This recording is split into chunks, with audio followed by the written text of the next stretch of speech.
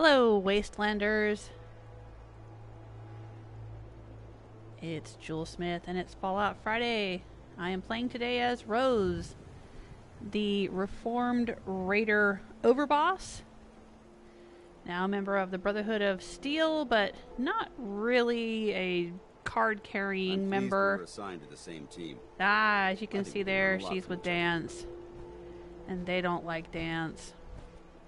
She keeps him hidden out here in the corner of the wasteland at Red Rocket. He can hang out at Sanctuary and Abernathy and Red Rocket. The Brotherhood doesn't seem to come out this way very much. Doesn't it feel good to be a part of something as important as the Brotherhood? But that means I can't take him anywhere. There's Brotherhood all over the place here because I've finished the main storyline with the Brotherhood. I've destroyed the Institute. I do have the Platinum Trophy for this game. I am playing on very hard difficulty. I think that's the one that's just below survival. And anywhere we go, there's going to be Brotherhood of Steel people that will fire upon sight if they see Danse. It's getting late. Should we bivouac out here or find a place to stay? Let me hop over to Twitter, send out a tweet, let folks know I am streaming. Because sometimes the YouTube notifications do not work. So you can follow me on Twitter. Just look for Jewel Smith, just like my YouTube channel. You can also find me on patreon.com/JewelSmith. Will never fall. There's lots more information about me over there and lots of other links. I'm waiting for YouTube to deliver up the chat room to me.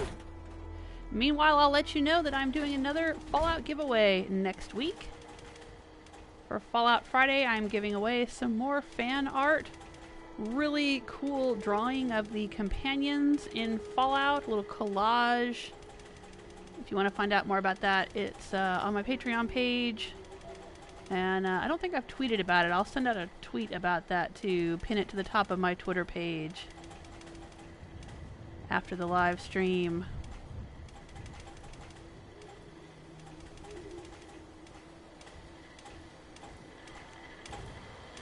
Last week, we were working on the armory at the Boston airport. The Boston airport settlement is a very, very small little patch of concrete in one corner of the airport. And I've been turning it into an armory for the Brotherhood of Steel, where I have been putting all of my legendary weapons and armor that I've been picking up throughout this playthrough. This is episode 177. You can see the previous 176 episodes archived on my YouTube channel. So yeah, that's pretty much all we did last week. We worked on the Boston Airport Armory, and we also went to Fort Hagen to collect the energy weapons bobblehead. Bivouac out here or find a place to stay. In my first playthrough with Fiona, who was General of the Minutemen, she picked up all of the bobbleheads, and I got the trophy for that already in the previous playthrough. Rose has only been picking up bobbleheads as she finds them. She hasn't really been going out of her way to get them. But at this point, I only have 5 left to grab, so I figured, what the heck? I think you should stay on I'll point. probably go grab them Your all. instincts seem to be right on target. I don't know what else I'm going to do today. Maybe we'll head over to Greygarden and see if we can recover it as a settlement by killing all of the robots over there. Earlier in this playthrough, the whole reason I started this playthrough was to go to Nuka World and become the Nuka World Raider overboss and build a Raider empire throughout the wasteland. And I did that already. Got all the perks. The Wasteland Warlord, or whatever it was called, had lots of Raider outposts and had lots of vassal settlements, which are sort of like regular settlements, but you can't do any building in them once you turn them into a vassal, and they send food to your Raider outposts, kind of like the ants and the grasshopper story. But then I turned on the Raiders and I killed them all, and now we just have regular settlements again. And as I go and clear the settlements out and kill all the Raiders that were there, I get them back as regular settlements, with a few exceptions. I have not been able to get Egret Tours Marina. That one seems to be glitched somehow. And the vassal settlements, I didn't have to do anything in particular. They just kind of reverted back into being regular settlements, and you would go there and they would say, oh, help us with mutants or whatever. Help us with ghouls. And you do that and then you get them as a settlement. But there's this one right here at Greygarden. Oh, no. Go back to the map. Hit the wrong button. Down here at Greygarden, there it is. It was a vassal settlement sending food to my Raider Empire, but it doesn't seem to be reverting back to a regular settlement because it's full of robots. And you probably recall, if you've played the game before, that they send you on a quest down here. I think it's the water treatment plant, to kill mutants and get their water turned back on. And I think once you've done that, there's no way to like do it again to get the settlement back a second time. So I'm curious, if I go and kill all the robots, if I'll be able to unlock this as a settlement, or if it will be glitched the way the Egret Tours Marina down here is glitched. Because again, it had a very specific quest to do in order to unlock it. If you remember, there was this lady named Phyllis, and she's the one we had to deal with to get it as a settlement. So even though I got it from Phyllis, I turned it into a Raider outpost, I killed all the Raiders, I can't seem to get this one back as a settlement. What's going on down here?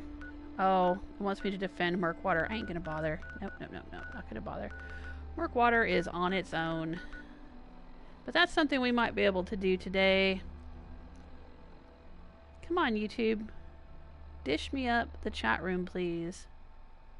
Oh, there it is. It finally showed up. I don't know why there's such a huge delay for me. They didn't used to be that way. Look at that. It's already nighttime now. Hey, Barbarian King, Plasmin, Cryptic, and Celtic Granny.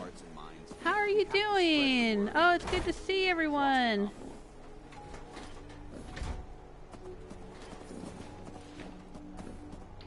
Now that I can see everyone, now that I can see the chat room. Plasmin says, good afternoon, hope you are well. I'm alright. It has been a very bad week for me. Very bad week for me. But I'm surviving. Cryptic is saying, how are you, dear? British manners are at 11 today. Aw, that's sweet. Well, what does everyone want to do? We can also, like I said, pick up some bobbleheads. We need to get one at Vault 95, Poseidon Energy, Spectacle Island, Malden Middle School, and Gunners Plaza. Going to Gunners Plaza might be fun. I could probably even take Danse with me. Where did he get off to?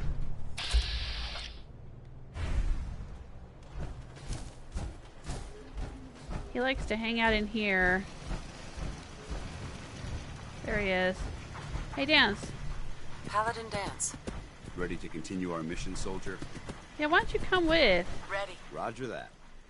I don't think we're going to run into any Brotherhood of Steel while we go down to Gunners Plaza. I don't know. Maybe I'm making a mistake, but... Gunners Plaza should be down here. There it is. Probably want to go to Cutler Bend. I think there's a bunch of... I was going to say ghouls, but... I can't remember if it's ghouls or mirelurks or both. And then we'll approach Gunners Plaza. Yeah, let's do that. Hopefully not run into any Brotherhood of Steel checkpoints on the way. I don't want to just fast travel straight to Gunners Plaza. There is someone on the roof of Gunners Plaza who usually has a fat man. Not that that was going to hurt me very much at this point in the game. I think I've taken a mini nuke to the face, point blank. A gunner on a bridge in Nuka World shot Rose in the face with a minigun. With a fat man, with a mini nuke, not a minigun. Got my minis mixed up. With a mini skirt. No, no, no. And she was fine. She was fine. Yeah, it's lurks. Okay. Not gonna worry about lurks. We're gonna head this direction toward Gunners Plaza.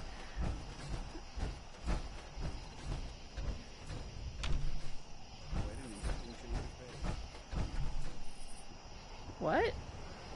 You like the lake, Danse?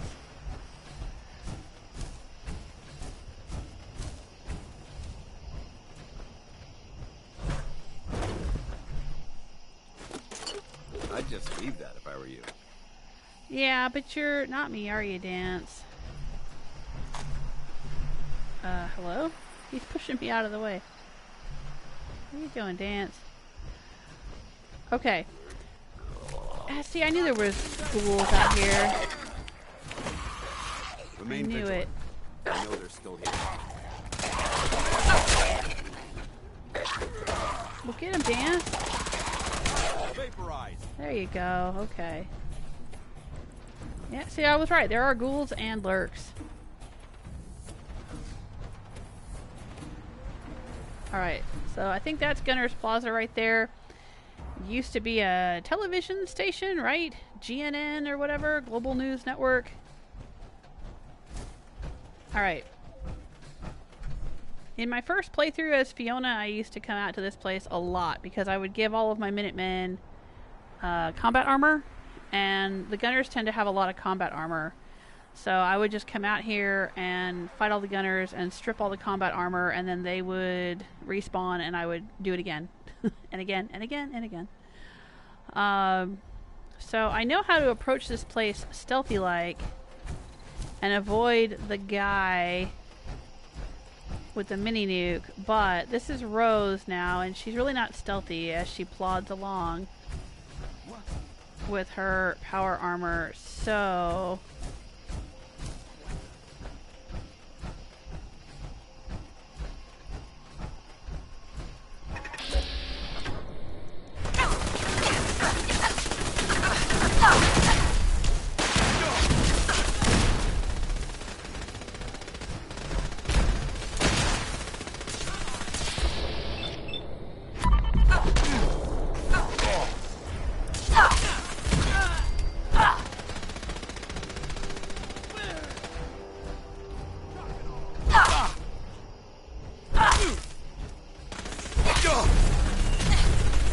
There goes the mini nuke. Did you hear it?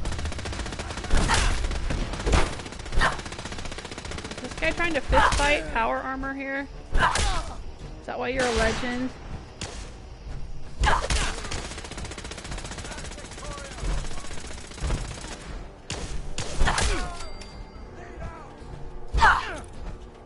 Ooh. He's pretty good at bobbing and weaving. That's enhanced Gauss rifle. Alright, I'll take that.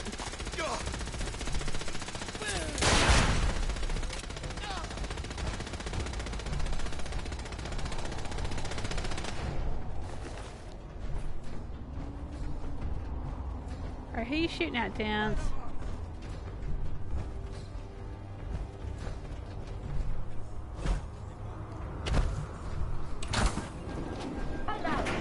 Oh, hello there. I will take this psycho. Looks like he's trying to give me the finger. We're taking his psycho. Alright.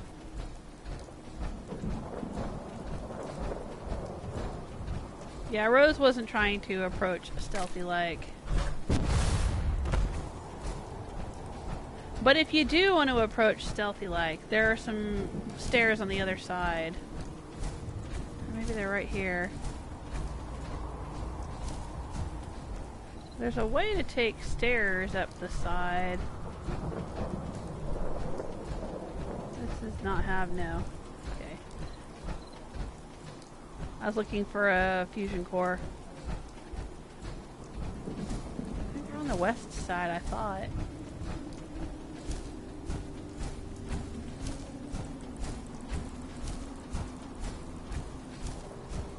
Huh. Am I thinking of a different building?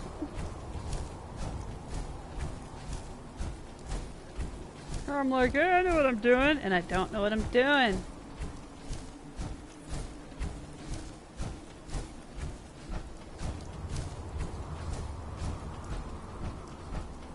I thought there was like a little walkway to go up.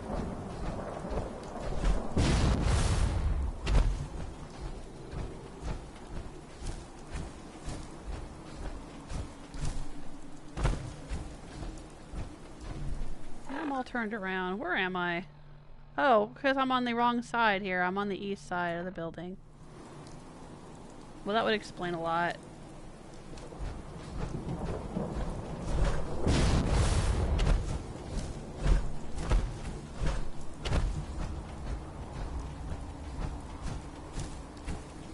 Ugh, like I said, it's been a long week.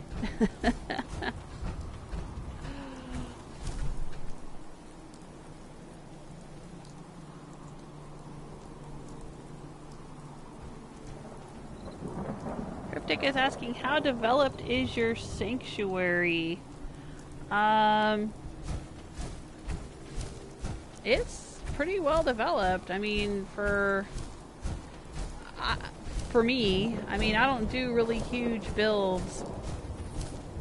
I do like what I like to call realistic builds that still look like they belong in the wasteland and sort of keep in with the style of the game. Oh, there it is.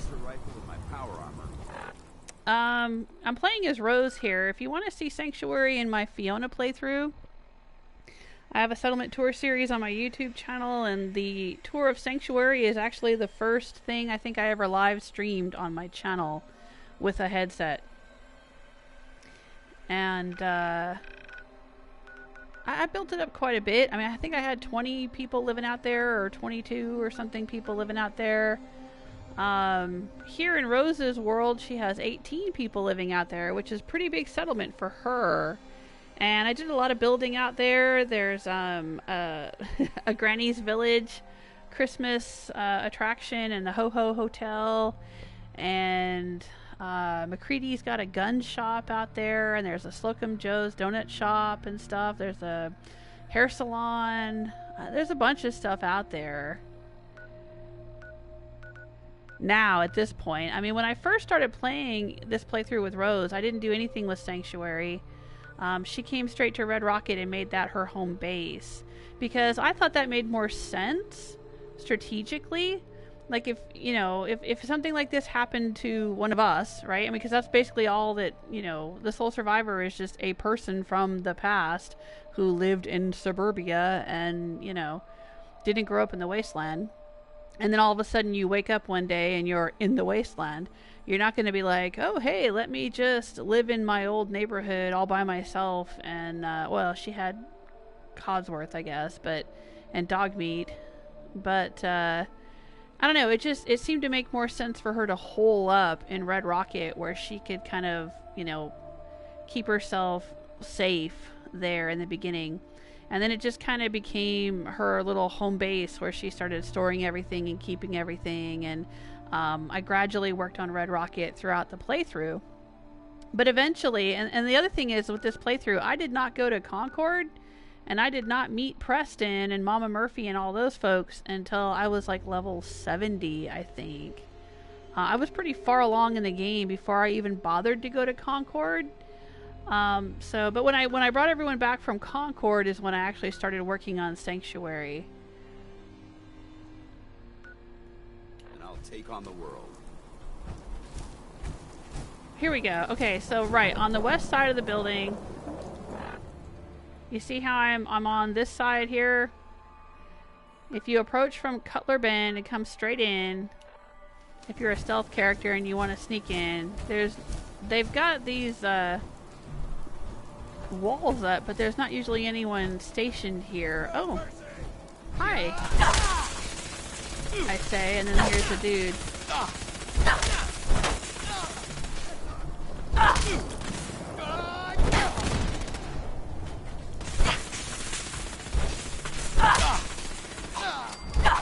we got him. Come on, asshole. Probably because they were already alerted to our presence a few minutes ago. Oh, he's the one with the fat man. Okay, well, it's ours now. Neener, neener. He's only got like 1 or 2 mini nukes on him, so once he... I was gonna say, once he shoots his load, that's it. He's spent. Pardon my language, I guess.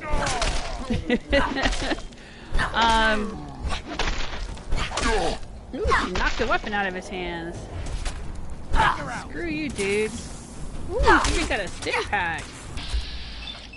Man.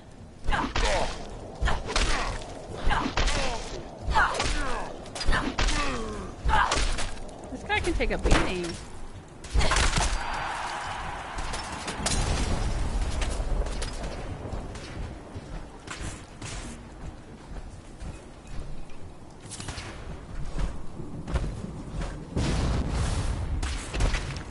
Hi there.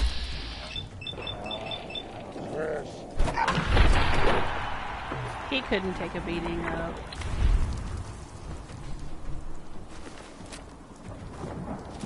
Take all that. Yeah, but if you're stealthy, like I was not there, you can sneak up from this side, and there's not usually anybody that will notice you if you have a high stealth character.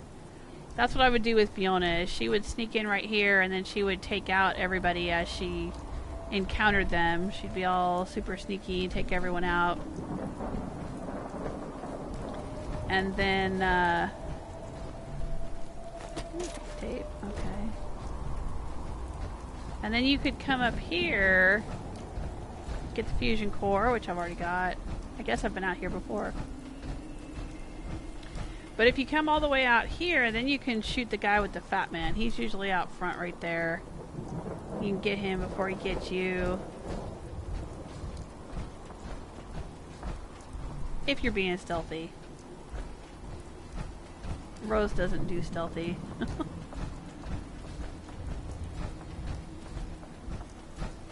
Alright, but we're here to get a bobblehead.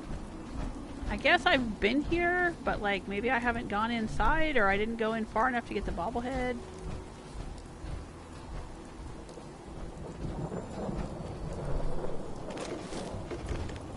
So that's what we're gonna do today.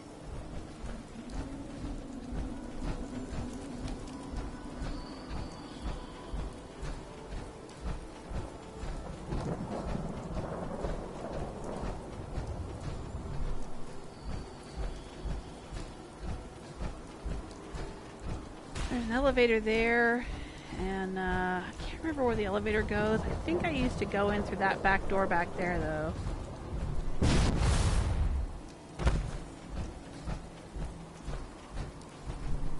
Yeah. See if we can get in this way.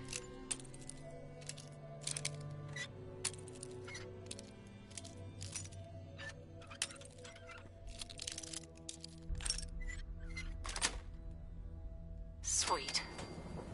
Oh, no, this is just a little bunk room here. Ooh, a fusion cores. I will take those fusion cores, thank you.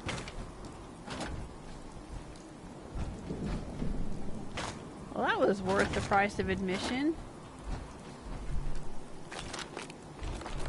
Man, the Gunners are so well armed and well organized. They're not just like total pigs like the Ryders, you know? It's such a bummer to me that we can't be allies with their faction. Alright, well maybe we gotta go in through the elevator then.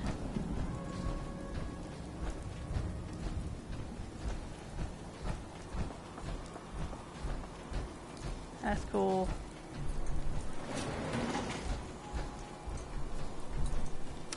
Going down. Going down. And I'll check in with the chat room.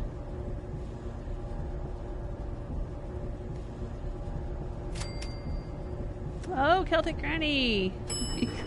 You've been away for a while, glad to be home. Oh. Well, and it's good to see ya. Hey. Hay is for horses.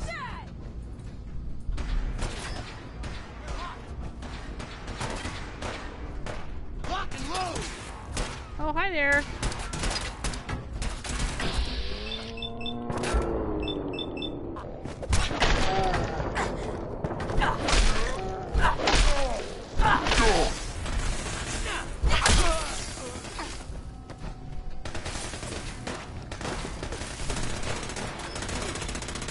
that stim pack.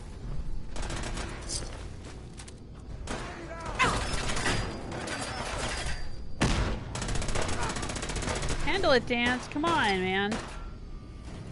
I think I've got a little bit of Raz I want to deal with here. Hang on. Yeah, and I was saying when I started the stream, I'm going to be doing a giveaway next week. Don't want you guys to miss it. I am giving away a really cool fan art poster. It's actually not on like poster paper. It's on like this heavy kind of like, it's not cardstock. It's sort of like watercolor paper, but it's printed. It's a really cool fan art picture, like a collage of all the companions, all of them. Strong, Dogmeat, McCready, everybody. And you can see it on my Patreon page, patreon.com/JewelSmith. I'll tweet about it. I forgot to put a tweet. I'll tweet and I'll pin it to the top of my Twitter if you want to take a look at what it looks like.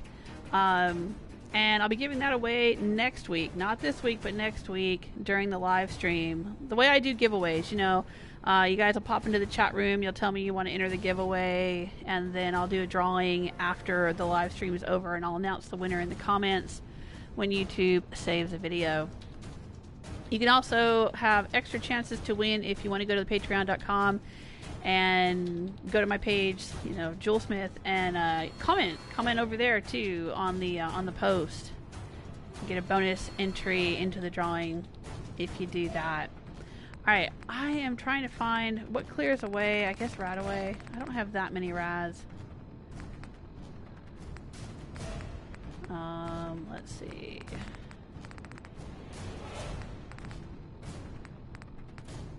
Radaway, okay. I have a lot of Radaway, so I guess I'll just take one of those and drink some water. I want this one dead. That seems like the thing to do. What's in here? Oh, is that cement? It is. I don't need cement. I'm good.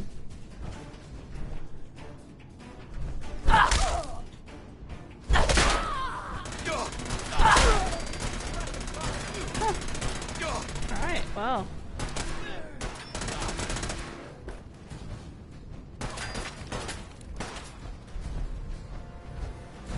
Where was that person stuck? Back there, huh?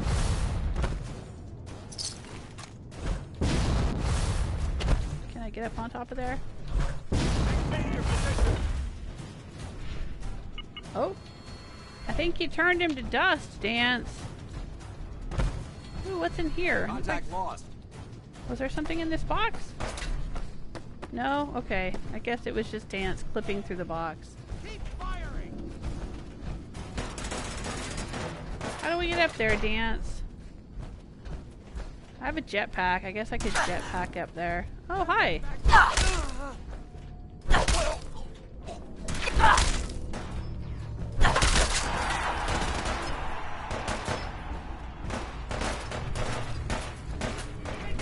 How you guys doing?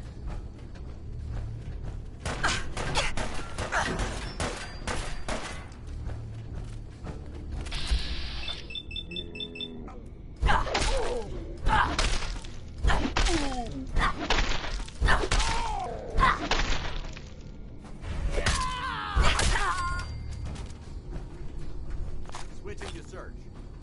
You are seriously fucked. You know that? No, no, no. I think you're the one who's seriously fucked, dude. Of the two of us, you are definitely the one that's going to be more fucked than me. Hostiles have retreated.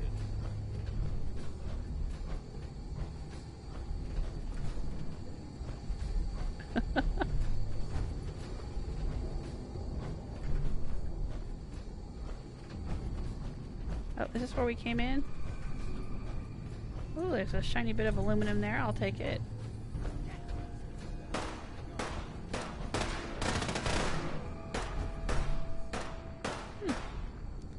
Working on a light there, okay. What's back here? Oh, a booby trap. Aha, you guys think you're clever. I lost them. He had some bobby pins though, Danse. Aw, I didn't get his bobby pins.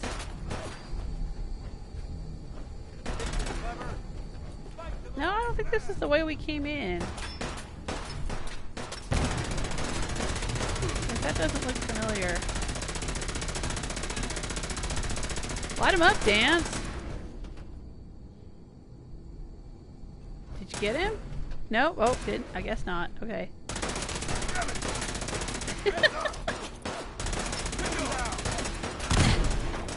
You didn't chuck it through the door, Danse.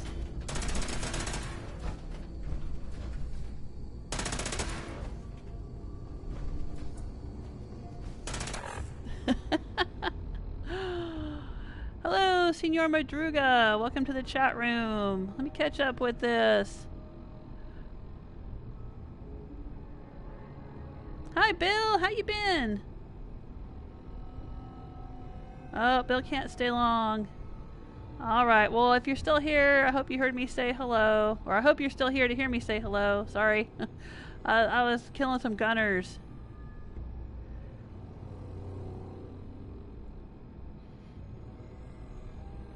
Hey, hi, Stella!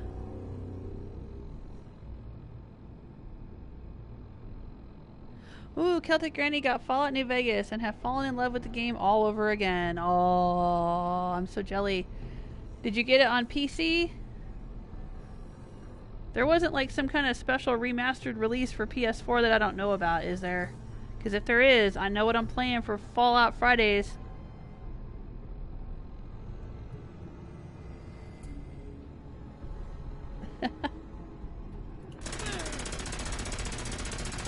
Oh, it's auto-saving.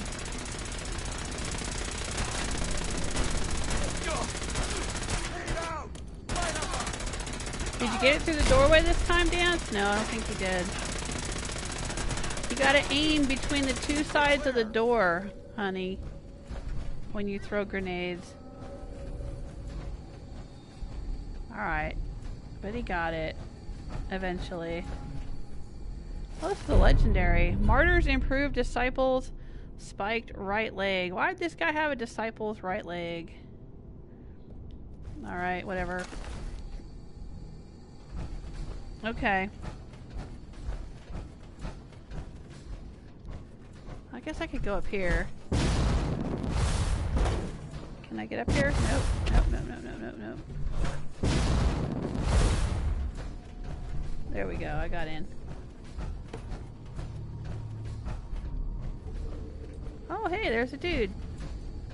His name is Ryder. Hey, Ryder. What's your deal, Ryder? Why do you have a name?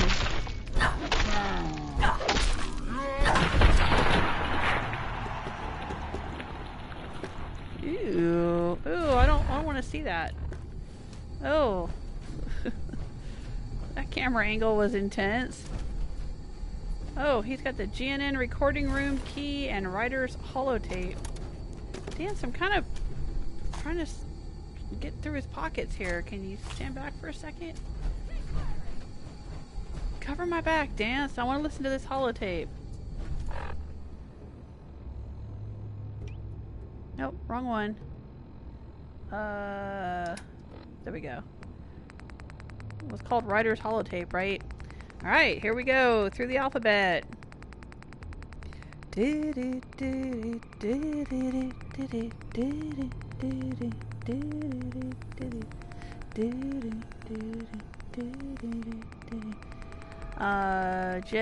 K. We'll get there, we'll get there. I know, I should get rid of all this crap. So I'm not carrying it around. I should know now, from having played for hundreds and hundreds of hours, that I don't need all this. Carrying all of this is not necessary. There it is, Ryders tape. Let's play it. Cruz got what he deserved. Captain West should have stripped him of his rank for what he did. He's soft and it shows in the men he leads. We're gunners, for crying out loud. We don't retreat. And his punishment? Guard duty on the top floor of HQ. Meanwhile, me and the guys are stationed down here in this dark, cold, shitty basement. First thing tomorrow, I'll have a chat with the captain and tell him how I feel. Who knows? Maybe I'll get reassigned and get to see some real action. Well, careful what you wish for, buddy. Careful what you wish for. Anything else good back here? Ooh, grab that, maybe. I don't think this is where the bobblehead is. I could be wrong about that. Dance? Is that a skull? It's a capitalist skull. Okay. Technical document. Alright, I'll take it. Yeah, see there? GNN. That's where we are right now. Oh, he was playing basketball back here. Dance?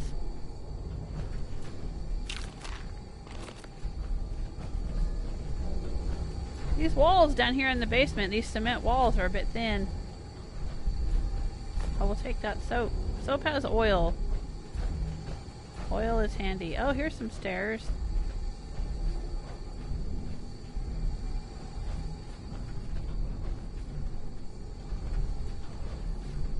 Anything good in the can? Nope. You never know with these bathrooms. You want to go this way, Danse?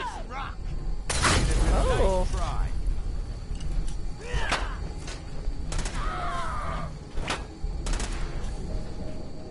Get her, Danse. Targets have disengaged.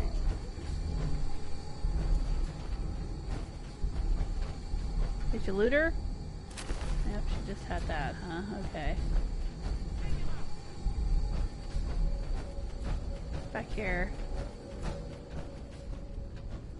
Oh, frag mine, frag mine, frag mine. I saw it, it didn't go off. There, we got it. Another booby trap. How did we miss that before?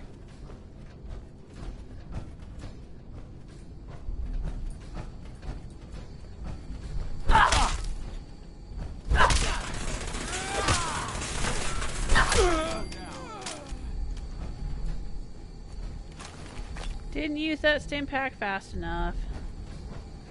It's okay, buddy. I have an unfair advantage. I'm the protagonist.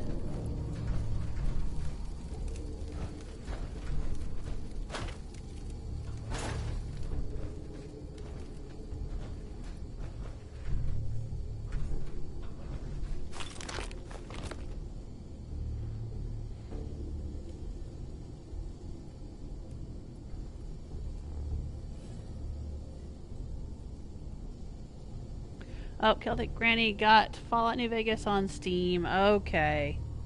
Alrighty then. Oh, Bill's still here. Okay. Hi, Bill. It was only $10, huh? Totally worth it.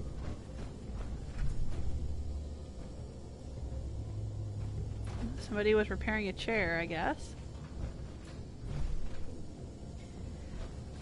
See, these gunners, you know, I mean, they're actually doing stuff. They're not just, you know, slackers like the Ryders. They're not just busy taking chems and being crazy, you know. They're like fixing chairs, fixing light bulbs, collecting armor and stuff. Why would we need to unlock this terminal? What's this terminal gonna get us? Dud removed, okay.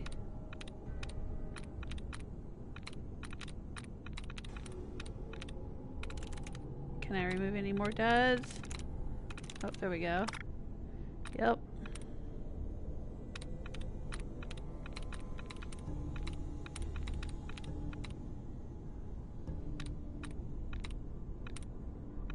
Do we see any more brackets?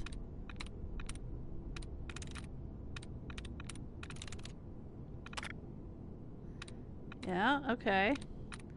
So now we have 4 tries remaining and we can... Yes. I could have just used the first try and gotten straight in. Spotlight control. Nah, we don't need to activate the lights. It's fine. You're pretty handy with that terminal. Halen would be impressed. Aw. That's nice. I don't think I've ever heard him say that before. Thanks, Danse.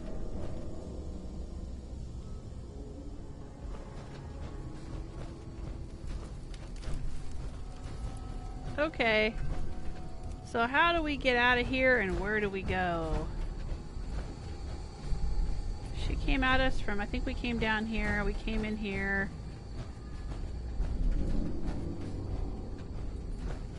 What's back here?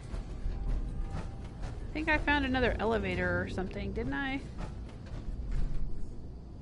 Yeah, okay, this is where we came in.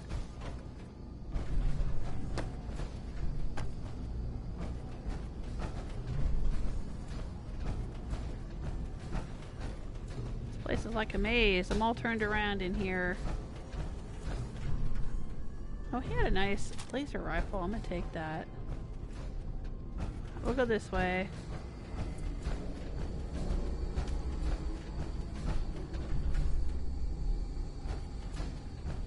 Is this the way we went? Yeah, that's where they were working on the light bulb. Right, here's another elevator. Okay. Come on, Danse. Climb aboard. I think he exceeds the maximum weight allowance for this lift. Just by himself. Between his weapon and his power armor. It's fine.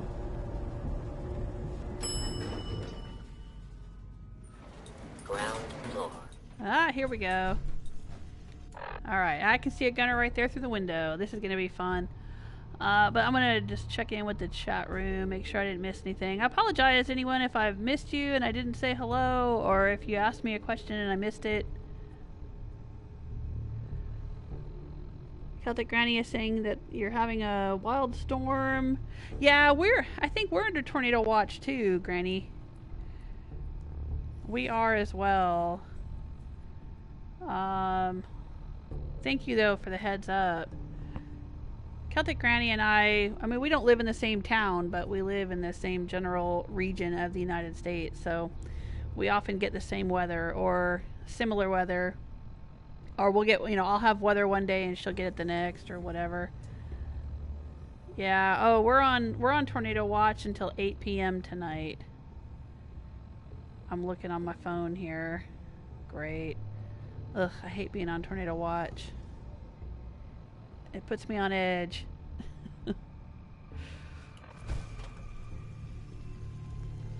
Here we go. See that gunner right there? Hi, don't mind us. We're in your base, killing your dudes.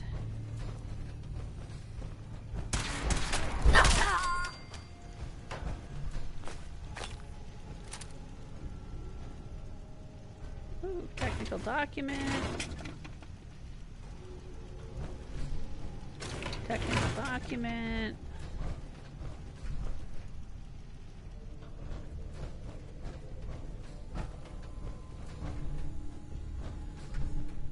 GNN employee terminal. Hi, employee number 68. Hi, Jim. My internship is almost up and I will be heading back home soon. I know you'll read this because, well, you do something like that. I apologize for making your life here miserable, but I hope my absence will bring some happiness to your life. Please don't forget that you have a job that most of us in my country would die for, so count your blessings. Also, I'm glad you brought up the smell. I thought it was you this entire time. That's why I kept looking over my shoulder in your direction. P.S. I read and speak English very well, thank you. P.S.S. I use my heavy accent on purpose because it makes people think I am very smart. Take care of yourself, Boris. Actually, okay, boys and girls, it should actually be P.P.S. Postscript, not postscript. Just saying. Alright, and technical document. Let's read this one right next to that terminal. I hate my job. Yes, management, I hope you're reading this.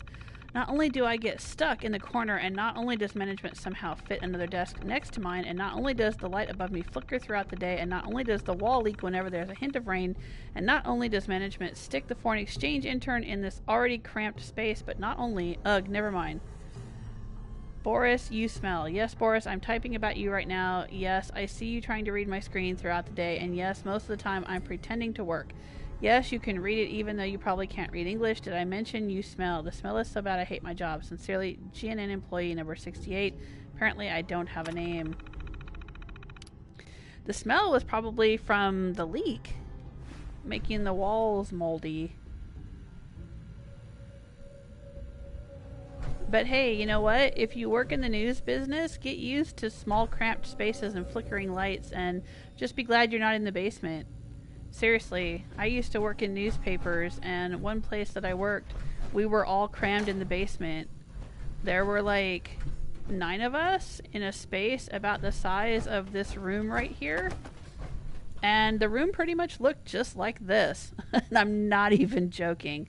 There were no windows, and it was moldy, and it was full of cardboard boxes, and it was terrible. And they had a building, 2 or 3 story building above us, but we weren't allowed to be on a floor with windows because we were just the reporters and editors. And photographers. The photographers were down there too. We did not make money for the paper. See, a newspaper thinks that the people who make money are the ad sale reps, or at least back in the day when I worked at newspapers. All of the ad sale reps worked in offices that were on the top floors that had lots of windows, and there'd be like 3 ad reps in a space like this where they would cram like 9 or 10 of us in the basement. Yeah. Because they would say, you know, the ad reps are the ones that actually make money. Never mind that people read the paper because of the content that we created. Otherwise, the ads wouldn't have any reason to be there and be seen. But that's fine. That's the way that a lot of people have that attitude in journalism. It sucks. Maybe it's different now that a lot of journalism has moved online.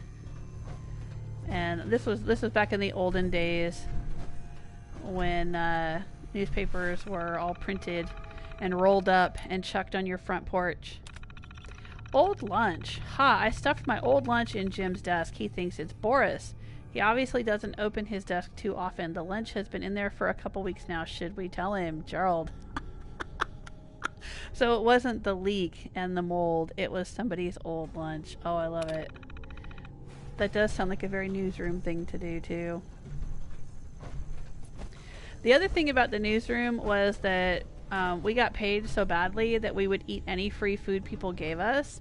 So, like, anytime there was a party upstairs or they would do some kind of client thing or whatever, they would bring the leftover food down to us and we would eat it. And a friend of mine and I, who worked at the paper together, we used to have this running joke where we would try to buy the most grossest food possible and see if the newsroom would eat it when we brought it in. And they would, every time. Anytime we brought in free food, didn't matter how gross it was or how weird it was, they would eat it. There is no pride in a newsroom, no shame. Oh, I know where this is. I think the bobblehead might be through there. I think I know exactly where I am in this building now.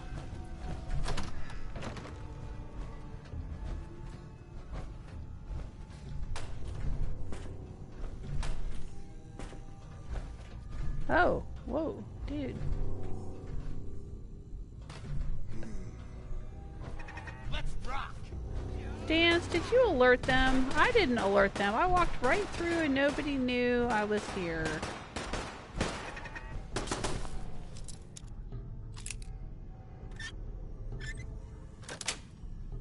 Well, that was surprisingly easy. Oh, I set off a grenade bouquet or whatever it was. Yeah, one of these ones hanging. You see the string. Oh, Danse, look at that. Look at that. There's like 18 dudes in there. And Danse is lighting them all up. Okay, Danse. If that's what you feel you need to do, good luck with that. Just gonna admire the lighting. Hang out back here. Check out the bathrooms.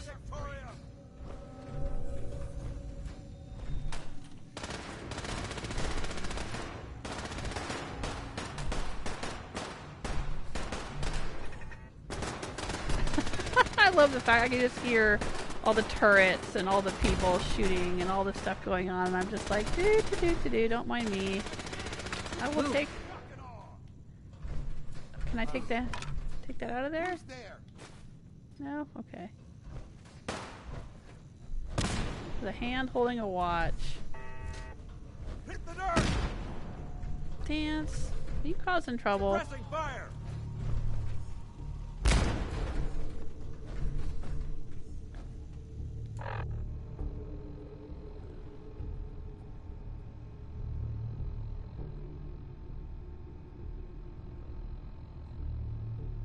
Oh, Barbarian King is saying, hope you're all safe. I hope so too, thank you.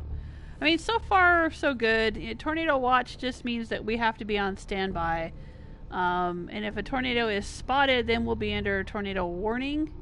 And we should take shelter right away.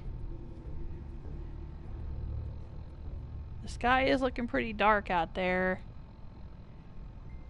Dark and nasty.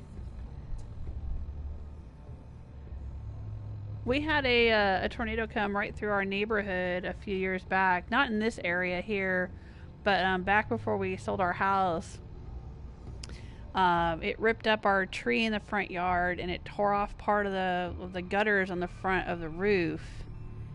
But it didn't destroy any homes or anything. I don't think it actually touched it down. I think it was just, it kind of like went overhead or something, or went through the middle of the street or something. But it struck other parts of the neighborhood. Lots of trees went down, lots of power lines went down, and then it hit a mobile home park and tore up a bunch of mobile homes. That was really sad. Hopefully there won't be any tornadoes. We get tornado watches a lot here. Well, I don't know what counts as a lot, but I mean, we usually have several a year and nothing ever happens from them. It's when you actually get a tornado warning, you know, like hurry up and take shelter, that it's, you know, kind of scary, but hopefully that won't happen. I mean, I still have power. I'm streaming, so if we suddenly lose the live stream because we lose power, you'll know why. Danse, did you handle everybody, or did you just run away? Oh, look at these guys. Last mistake.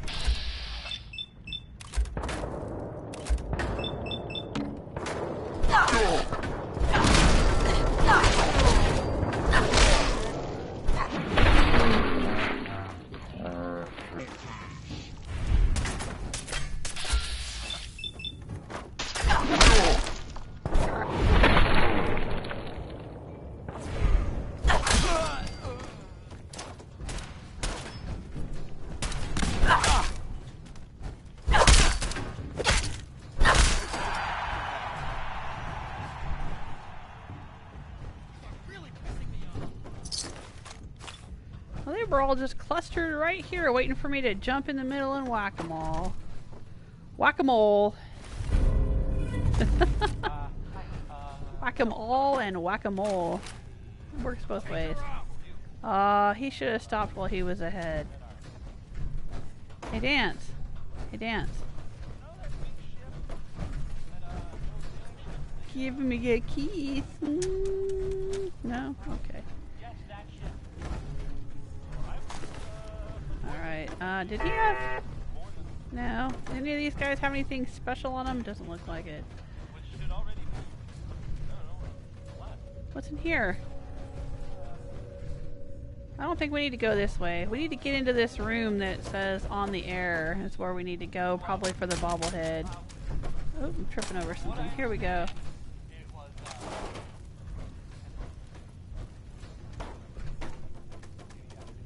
Oh, stealth boy. Just sitting out there. Not very stealthy, stealth boy. Okay. I can hear Travis in there.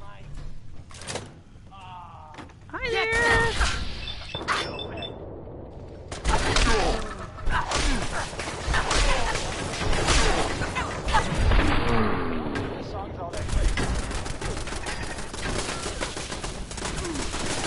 Get him, Danse! Get him!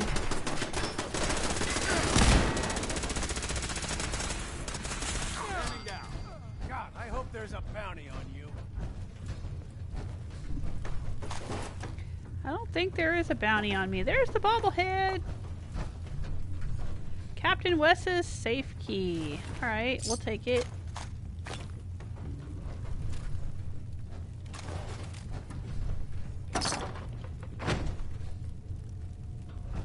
Oh, they had some purified water. Alright, I'll grab that. Plasma cartridges.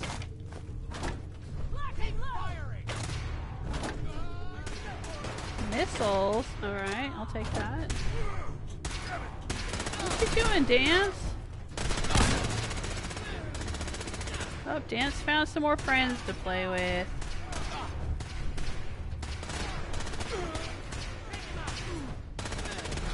They had a nice little setup in here. I mean, they tried. Gotta give them an A for effort. Hyde Park infiltration. Lieutenant Ryan's plan to infiltrate the Hyde Park Raiders seem to be paying dividends. Not only are our spies providing valuable intel on the forces gathered there, word of our infiltration has led to a witch hunt among the Raiders. Plans to deploy a removal squad have been put on hold for the time being. I've encouraged our agents continue to fan the flames. I suspect these Raiders might do the job for us. Hyde Park Raiders. Should I know where Hyde Park is? Turret control. Oh, I think that ship has sailed. Found them. I think we already dealt with the turrets. It's fine. Ooh.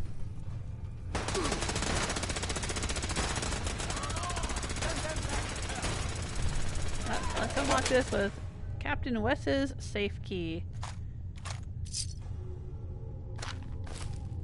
That's nice.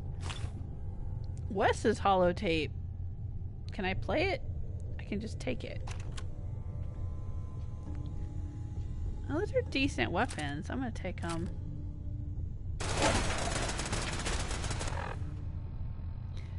Oh, look, we're already down here in the R's. We can just go a little bit down here and listen to Wes's tape.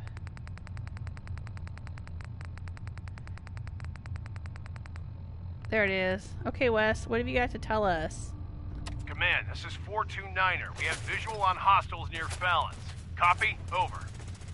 429er, copy. How long before range? Command, we are 2 mics from range. Over. 429er, copy. You are clear to engage when ready. Command, copy. We'll update as soon as we... Ambush! Taking heavy fire! 429er, you are to retreat back to HQ immediately. Do you copy? Over. Command, say again. Over. 429er, retreat back to HQ immediately. That's an order. Over. Command, copy. Pulling back to HQ. Out.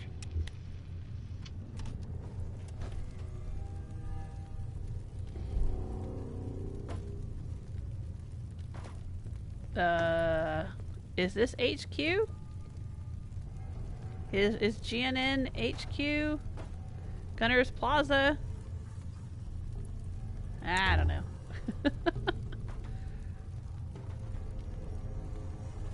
Oh, hey, Danse. Did you handle it? Is it handled?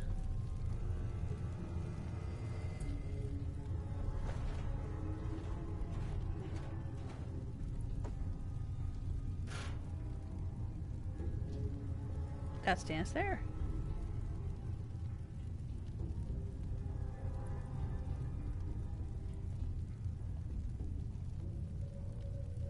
Oh, there's the bobblehead. We gotta grab that.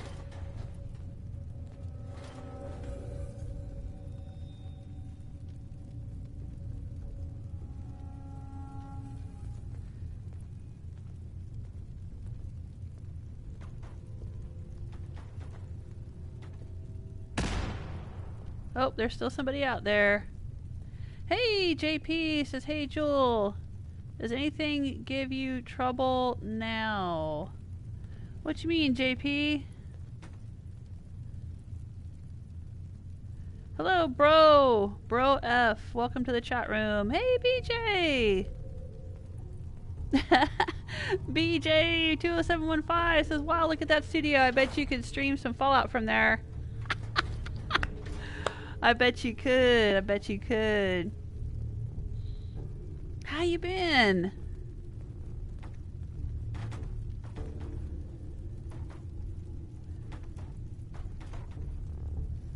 Bro F is saying, can you answer my question? Is this a mode? What is a mode? You mean a mod? Like a modification? No, I don't have any mods. Oh, Istella's got it. This is Fallout 4, the game, no mods.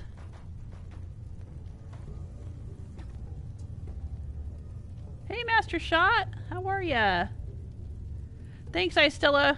Thanks for handling that. Yeah, I was kind of caught up in shooting some fools. Oh, good. BJ's been good. Good to be back for at least a little while. Yeah, good to see ya. For those who may have missed it, I mentioned earlier in the stream that I'll be doing another Fallout giveaway next week. I'm giving away a fan art poster. Well, it's not really a poster. It's a fan art picture printed on some really nice heavyweight paper. And it's a picture or a drawing of all the companions from Fallout 4. You can see what it looks like on my Patreon page, patreon.com/JewelSmith, and I will tweet about it and pin that tweet when I'm done streaming here today. I should have done it before I started streaming. I should have done it earlier this week, but it's just been a crazy, crazy week. Small guns, bobblehead. Alright, we have it. Not that I need it, but okay. Well, it says gain 25% critical damage with ballistic guns. Does that apply to sniper rifle kind of guns? Or are they just talking about pistols?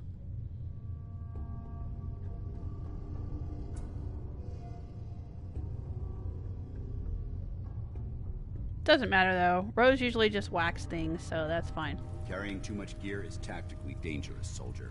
I'm fine, Danse. I'm fine. I don't need you schooling me. Oh, there's the radio. God. Okay, let's turn that off. You guys probably couldn't hear it. I could hear it.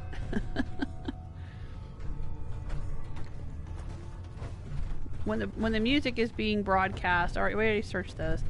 I don't think you guys can hear the music. You can just hear Travis when he's talking. But I can hear the music.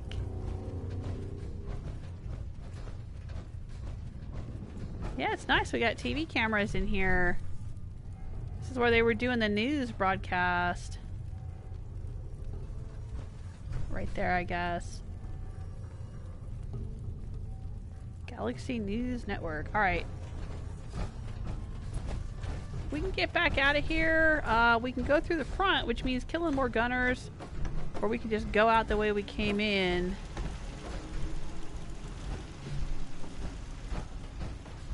Which was which way? Did we come in this way? I think we did. Oh, that's the bathrooms. We came this way. Where's the elevator? Going down. Alright, Celtic Granny's gonna go play some Fallout New Vegas. I don't blame you. I wish I could play some more Fallout New Vegas. Thanks for stopping in. I hope you're doing well.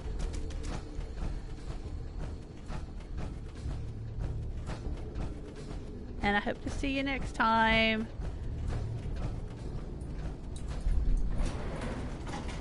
I probably won't be streaming on Sunday. I usually do stream on Sundays, but Sunday is Easter. So I probably won't be streaming that day, but I should be streaming on Monday again, doing some Horizon Zero Dawn, Frozen Wilds. My gaming schedule is also on my Patreon page. If you look for patreon.com/JewelSmith. Roof access. I update my streaming schedule over there, and I also post about it on Twitter. You can find me also under the name JewelSmith on Twitter. Alright, we're back on the roof. Up on the roof. When this old world starts getting you down.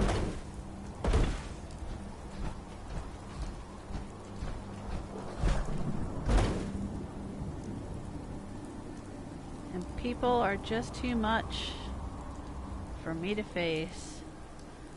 climb way up to the top of the stairs, and all my cares just drift right into space. Safety's off. I guess we missed this guy. Oh yeah, a missile launcher. Okay. Sorry, I'm quoting song lyrics. Oh, right, we could go in the balcony right here. I think we could go in right here. That's probably the way I used to go in with Fiona.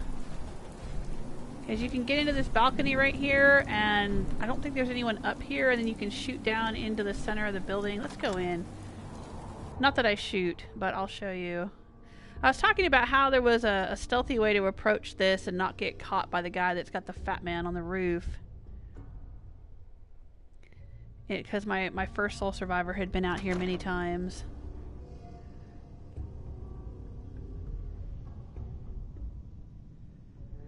Yeah, so you come in here, and there's not usually anybody in here. I'll grab that aluminum. And then you can like sneak out there and start shooting everybody that's down in the offices. But I don't care. I was just here for the bobblehead.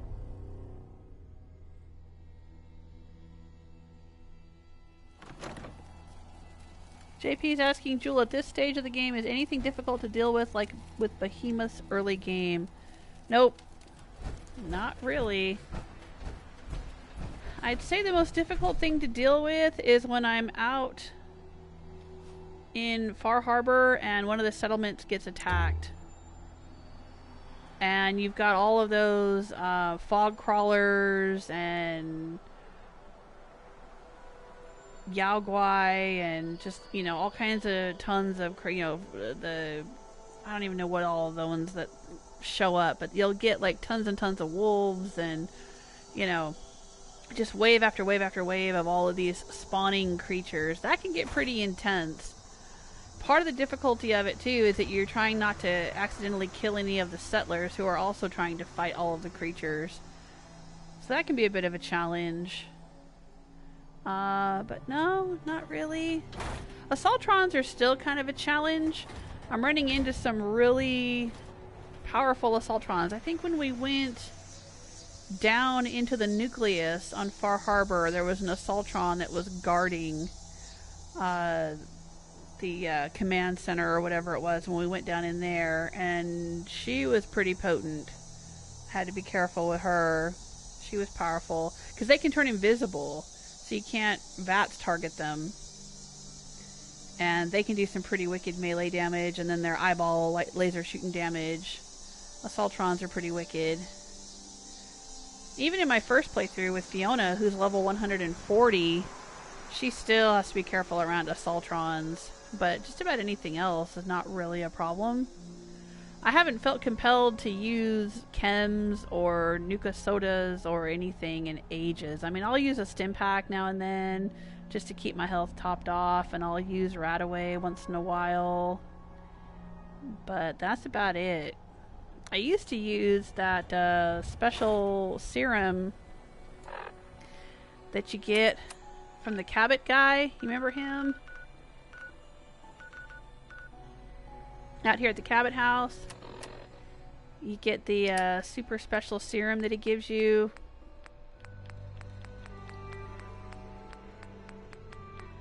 I think it's up here. Mysterious serum. I used to use that because, like, it gives you 5 strength for a while, and that was pretty handy earlier in the game. But, you know, I wasn't a very high level. I think I was level, I want to say 20, maybe 15. I don't remember. I wasn't very high level when I took on Swan. So, I mean, behemoths aren't that big of a deal. I mean, unless you're like super low level, but where's Swan's Pond? Down here. There it is. You can see that there's a video that I made called 111 Kisses: The Story of Granny's Kiss. It's a video that I put together back when Rose was, I think, around level 60 or 70. And it's a half-an-hour video, but it's an edited video, and it shows highlights of the entire playthrough up to that point, and it shows the evolution of the baseball bat and the evolution of her power armor as I went through the game. And you can see the different enemies that I fought at different points in the game and what level I was when I fought them. And Swan is one of them that's featured in that video, if you're interested in checking that out. Or if anyone's interested in checking that out. It's a good way to kind of catch up on like what Rose has done, or what Rose had done in the first 60 or 65 levels of the game. Of course, now I'm level 100, so.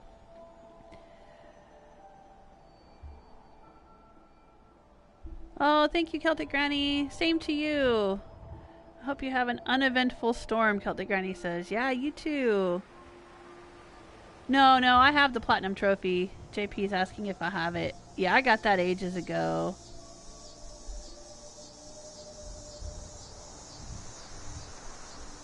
I got that back when I defeated the Institute, because the only trophy I needed was the last one with the Brotherhood.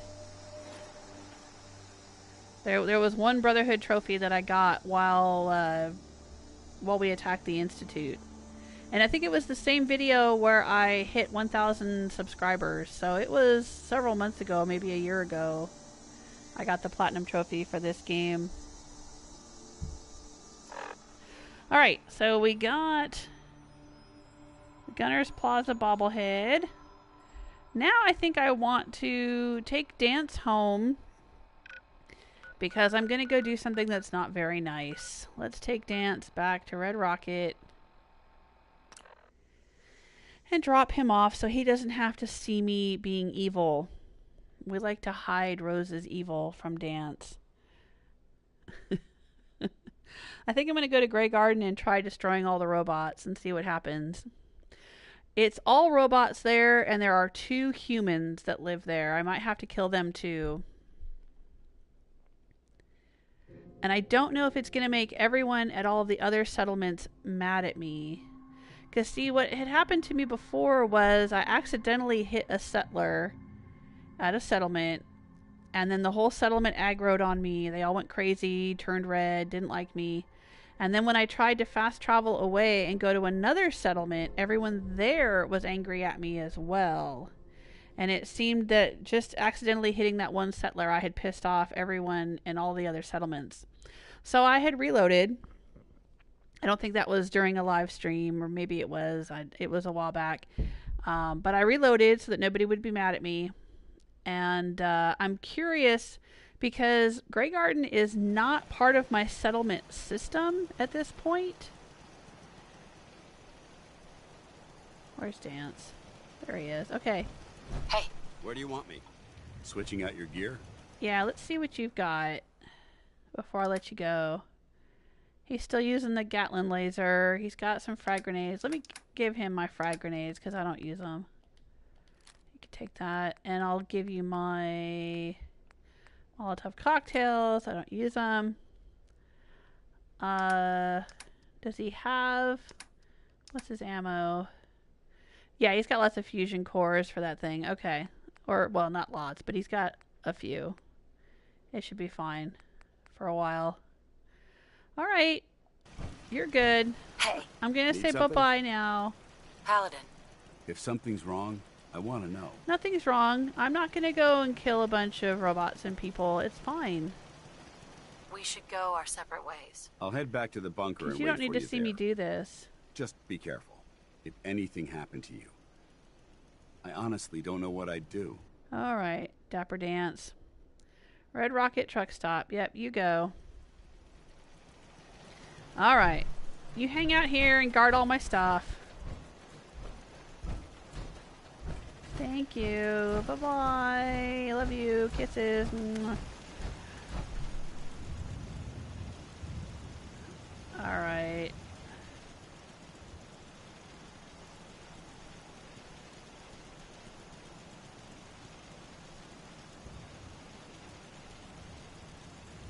JP is struggling to roleplay as Legion in Fallout New Vegas because I hate them. Yeah, I hate them too. I wouldn't even bother roleplaying as Legion. I don't know if I could do an evil playthrough in Fallout New Vegas. I usually do that. I'll do one good playthrough or one playthrough that's, you know, making decisions the way I want to make them, and then I'll do one playthrough where I'm just evil and I do all kinds of things I wouldn't normally do, which is what Rose is. I did Fiona first, and she's, you know, my playthrough, the playthrough of my heart, and then I did Rose, and she's just doing everything the opposite of Fiona. I don't know if I could do that in Fallout New Vegas, though. The Legion is just so awful. Ugh. Ugh. I've only played Fallout New Vegas once, and I did the Independent Vegas ending. So the robot army belonged to me, and Mr. House was dead, and I was friends with the NCR, and I was friends with the NCR through most of the game, so that I could avail... Uh-oh, she's fighting somebody. So I could avail myself of all of their services. Because, you know, they would repair my armor and weapons and stuff like that, and send me on quests and everything. But I didn't actually finish the game with the NCR.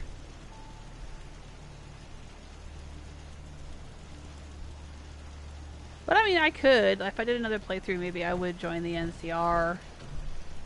But yeah, I don't know if I could do the Legion. Alright. So what are we going to do? Right, we're going to Greygarden. Let's do that. I'll make a save before I go in here, just in case all hell breaks loose and everything goes horribly wrong, then we can reload the save.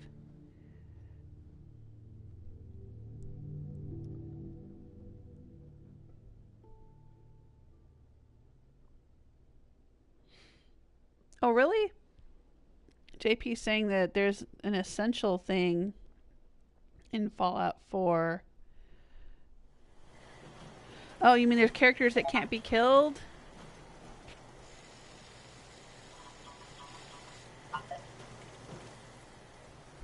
Yeah. Well, there's some of those in Skyrim too. I'm kind of used to that. Now the problem here is there's also still a bunch of turrets. So if I have to fight these robots, I'm going to end up having to fight all these turrets too.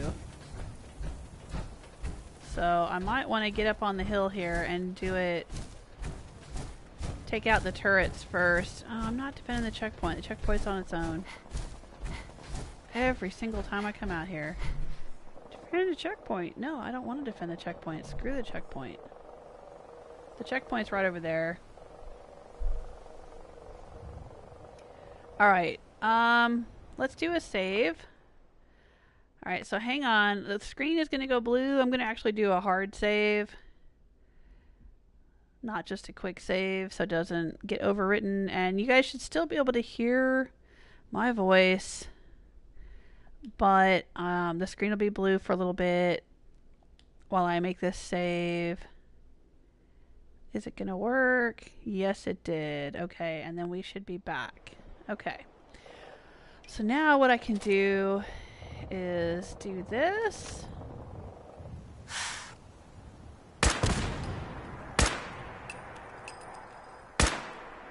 Did I destroy it? I think I did.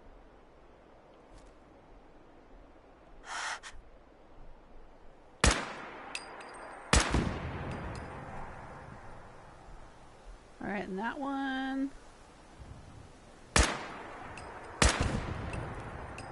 And that one.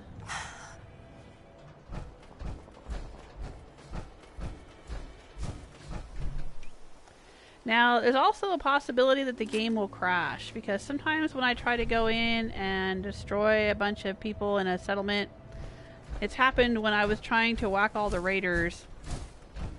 I would whack the raiders and then the game would crash. So that's a very possible thing that could happen.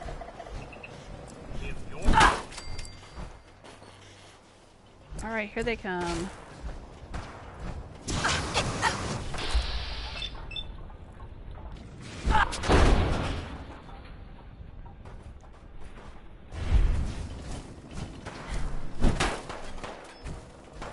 Maybe if I lead them out of the settlement, it won't crash the game. That seems to be the case with the raiders.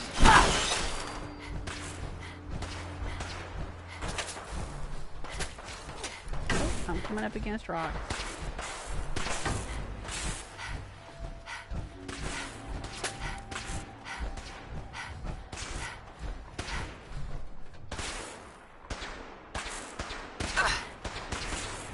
Here they come. All the robots are coming at me.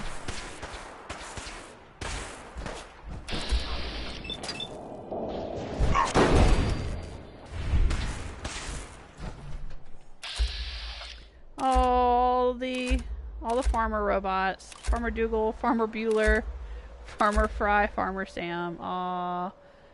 They're all going down.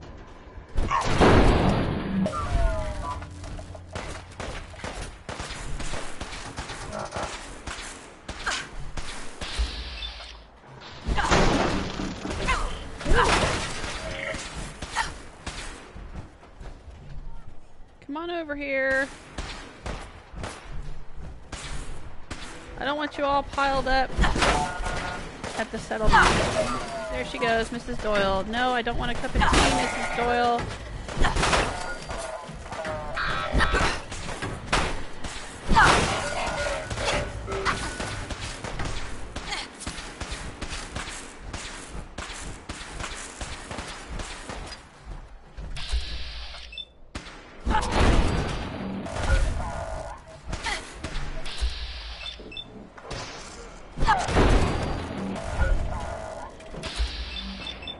Farmer Jack. Okay. I'm gonna have to take out the humans. Swing around. I'll keep him. Sorry about this. Oh.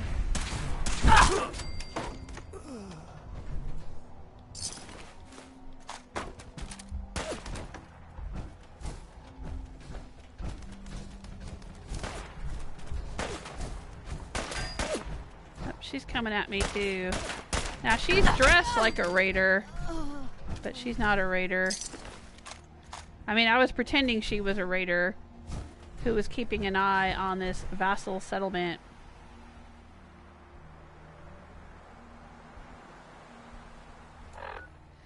Alright. Greygarden has been cleared. But the problem is now, if I go to another settlement, are they going to be friendly with me, or are they going to be pissed off at me for killing the folks at Greygarden?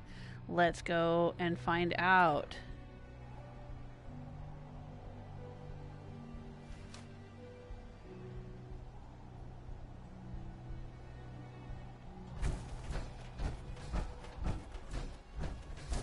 We'll just go down here to Oberlin and see if they still like us.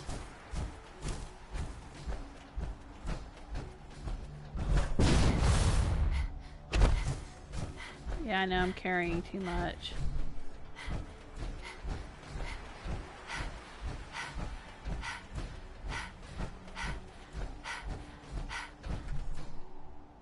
Very foggy all of a sudden.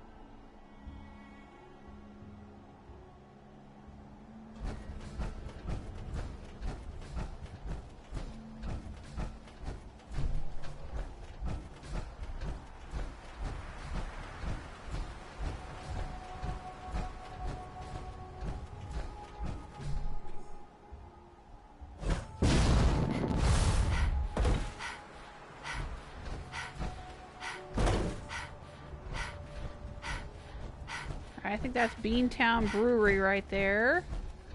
I think we went in there and grabbed a magazine at one point. Oh, you know what? I think there was a Grognak comic book. You gonna come at me, mongrel?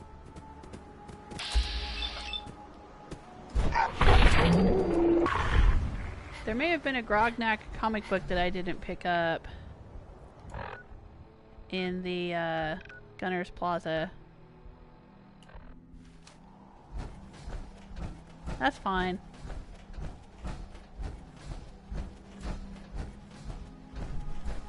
Alright, let's see if they're gonna be mad at me. Hi there, how are ya? Are you guys cool? How do I get into this settlement?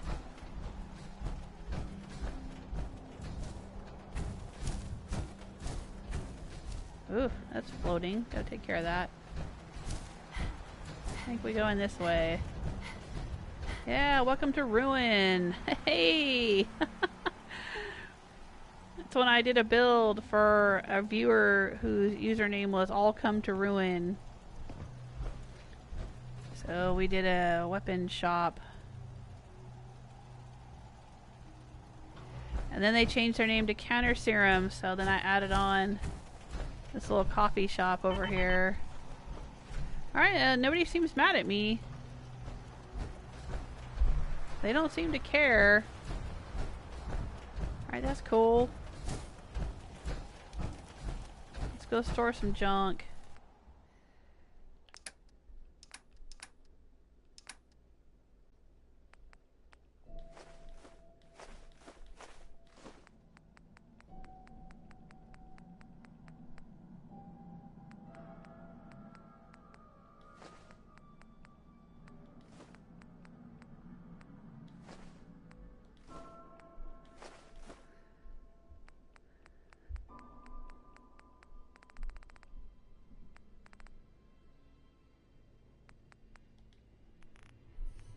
Oh, my lights just flickered.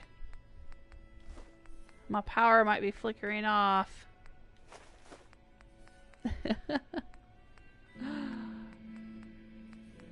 Just in case the power goes out, don't forget to leave a like, subscribe, and tell your friends. That's my little goodbye saying. I don't intend to say goodbye, but if the power goes off, I guess I need to say goodbye now before that happens.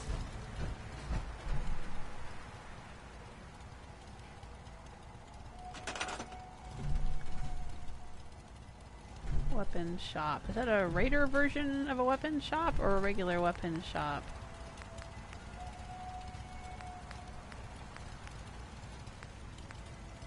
Yeah, it looks like it's just a regular weapon shop. Okay. Not the Raider version. Oh, she's coming over to help me, huh? Are you the one that works here? Cool.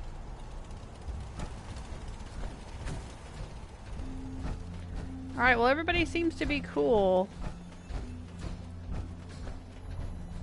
They're not being crazy.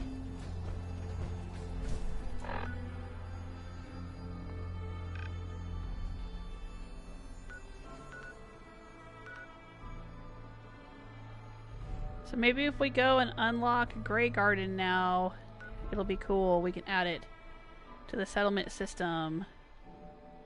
But I'm not going to do it right away. I'm going to give Greygarden a chance for the dust to settle. Maybe let a few in-game days pass before I head over there. Let's go to Malden Middle School. Or we could go to Vault 95. I have no plans to take Kate to Vault 95. Yeah, let's go down there. Let's go down to Somerville Place. That's more Gunners. I was talking about this the other day. Sorry, Stella. In my first playthrough, I took Kate down there to be cured of her addiction. And then I didn't like her after that. I didn't like the way her personality changed and her voice dialogue seemed to change and stuff.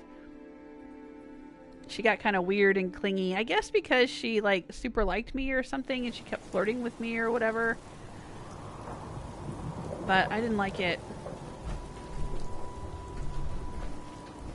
So I had no plans to take Kate out there in this playthrough. Kate is living in Sanctuary Hills. She's a guard out there and she wears the Grognak costume. Am I still carrying too much? What the heck am I carrying? Oh, I don't think I dropped off any junk.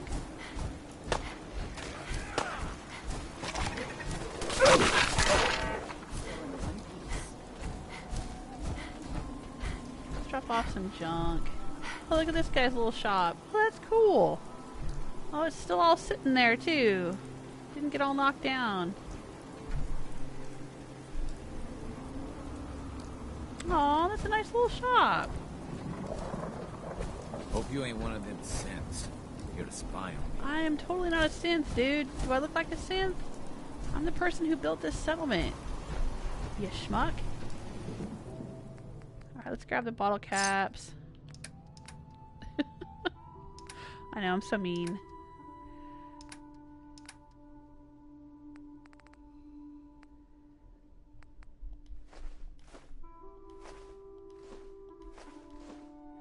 I guess I don't need all this stuff.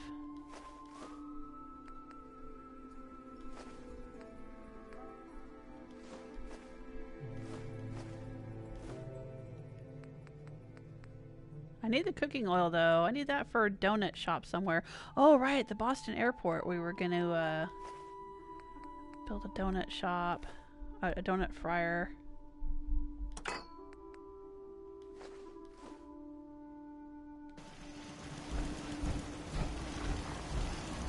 Here, let me... As honest as honest work gets. Okay. I got a board game for your kids. You want a copy? A blast radius? How about that?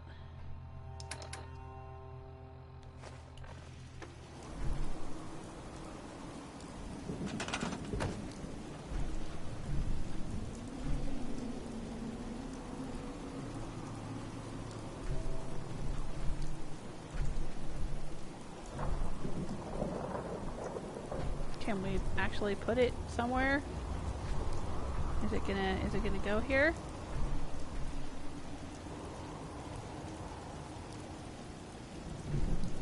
Would be nice if we could put it on any shelf in here.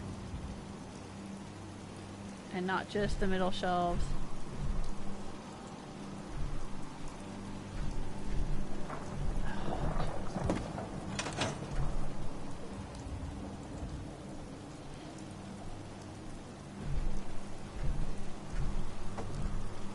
There we go. That's fine. It's good. It's good. I think I've got some weapons too. I could pass out some weapons to everybody. Hey there. What kind of weapon do you have? Just wanted to trade a few things. Okay. What's he got? Oh, he's got an auto pistol. Nah. You want a laser, dude. You want a laser. You can't have the fat man, but I'll give you a laser. How about that? Ooh, Mutant Slayer's laser rifle. Oh, I bet he would like that. Because there's mutants nearby. Oh, he already had the fusion cells. Damn. Alright. Look at that. He went ahead and grabbed it. He equipped it himself. I didn't do that. Alright, Merry Christmas, man. What about this guy, the bartender? He needs to be able to handle stuff when things go bad in the bar. You hear about that farm run by ghouls? Yeah, isn't that something? Out here, you gotta take things one day at a time. Okay. Got a dangerous look about you. Hope you ain't here for me. Am I not able to, Excuse me. Huh? I guess I can't engage him in conversation in any way? Alright.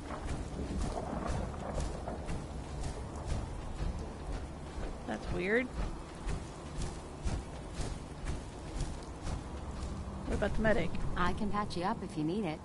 For a small fee, of course. Yeah, I know. Can't give her any weapons while she's on duty. What about these fine folks?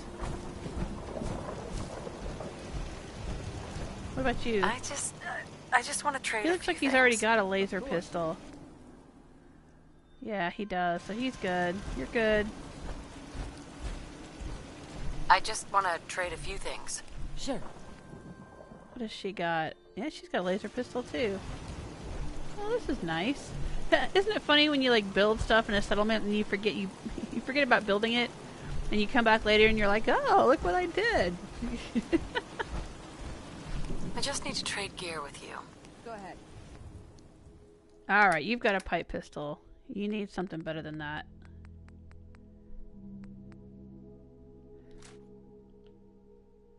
We'll give her some fusion cells.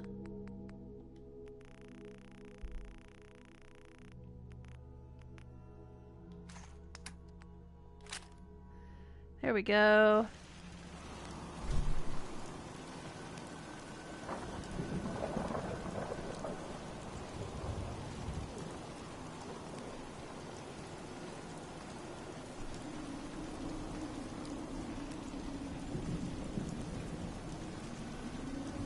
Okay. JP is saying, maybe... Are you talking about the time when I accidentally killed the settler and then fast traveled to another settlement and they were all mad at me? You said you fast traveled while being so close to or in combat, and you fast traveled to similar NPCs, so that's why they were angry at me?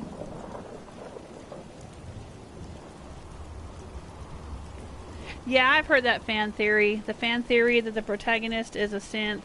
Well, it's because of Far Harbor, because Dima, when you run into him, he has a little conversation with you saying, "Are you sure you're not a synth?" kind of thing, and then that got everybody thinking about it.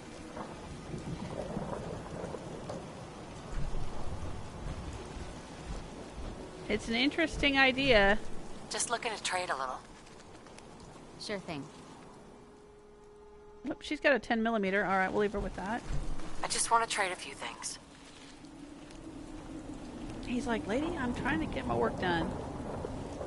Go ahead. Oh, he's got a night vision boosted agitated plasma rifle. Dude. That's pretty sweet. Alright. What have you got going Let's trade. on? Okay. She's got a Vault 111 shirt. Alright, she's got a pipe pistol. Let's give her a short laser rifle. How about that?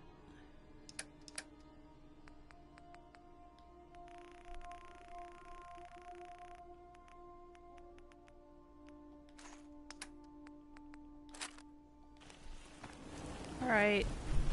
There you go. Can we trade a few things? What are you digging? Why are you digging under the water pump? Of course. Oh, she's got a laser pistol too. Okay. So I took care of most of the folks out here already. Well, that was nice of me.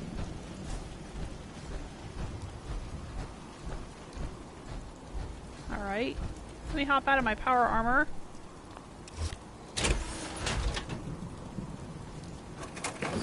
Yeah, I agree with you, JP. JP says the only problem for me with the fan theory is how the Institute sees synths as robots, so they wouldn't let you lead them. Yeah, you know what? I think, in fact, I may have said something very similar when somebody brought up that fan theory during another live stream. It gets brought up every so often during live streams.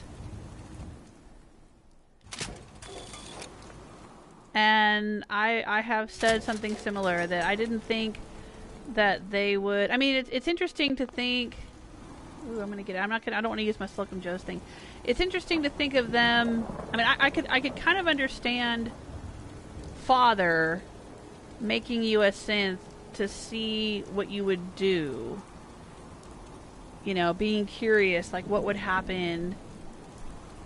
You know, if he made a synth of his parent, and you know he wanted to see what would happen, it would be one of those like kind of curiosity. You know, let's have a test kind of thing. I could see him doing that, but in the context of the game, right? The Institute considers synths like servants or slaves. I mean, that's the whole point of the railroad and why they're trying to help synths escape and everything.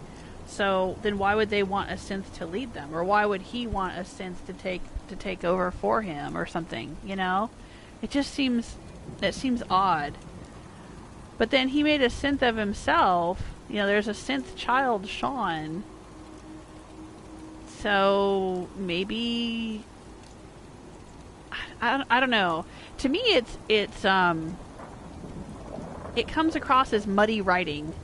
Like to me, it feels like there were sort of two narrative ideas that ended up kind of not making sense because they were trying to make both of them happen at the same time. One narrative idea is that synths would replace people and be better than people, I don't know this for sure, but I'd be really curious if I ever had a chance to like ask Todd Howard, was there some point in the creation of Fallout 4 where the idea was that the Institute wanted to replace everyone with synths to improve humanity? Because they talk about mankind redefined and making a better world, and they go around replacing everyone with synths. So like it would kind of be like the ultimate sort of I don't know, I want to say ultimate Nazism, but you know what I mean? Like the ultimate superior race is a synth who doesn't age and can't die and, you know, has superior brain power and reflexes and all of this, right? So it would make sense if that was the storyline, but then at some point they changed it to this idea of having the railroad helping the synths escape and the synths being treated like servants and being controlled by the Institute. So then I guess you couldn't really have them being the quote-unquote superior beings unless everyone in the Institute replaced themselves with a synth, which would have been an interesting storyline, but I don't think that's what they did. I don't know. It just, yeah, it doesn't make a whole lot of sense to have a protagonist who's a synth and then have them take over. In the context of the story as it stands, it doesn't seem to make a lot of sense that to have them take over the Institute. If the story was slightly different, you know, if the story was about how they thought synths were superior to humans, then it would make perfect sense. And maybe that is something that they had initially planned to do, or was an idea they were going to follow and then chose not to for some reason. I don't know. Okay, weapons workbench. Enough of me rambling on. What do you guys think? I'm gonna scrap that. I know.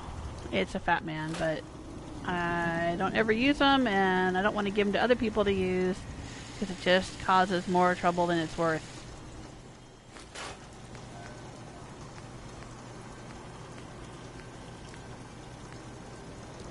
Alright.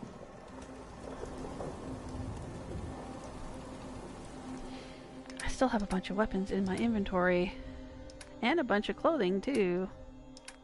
And a bunch of food.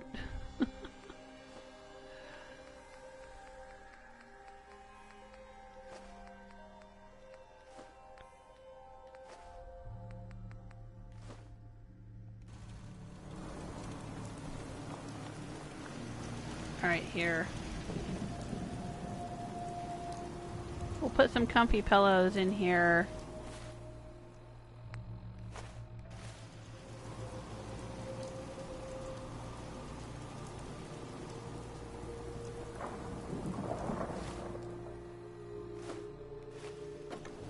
Oh, where'd it go?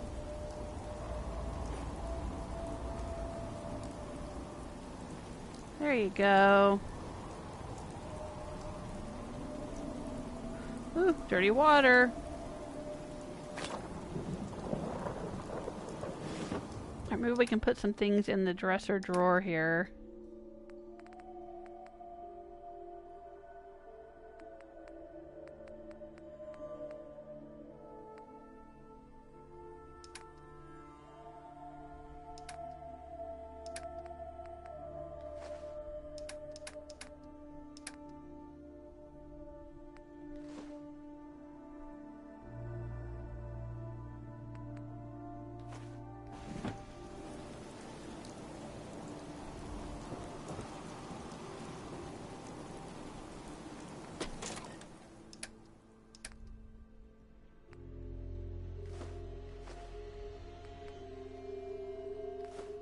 Sure, why not? We've got some Bob Rob's moonshine there too.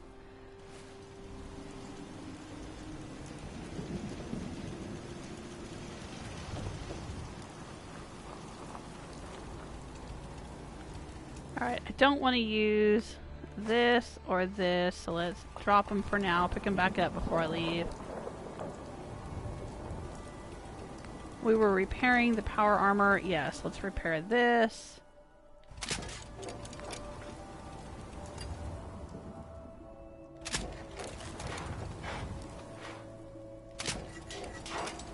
There we go.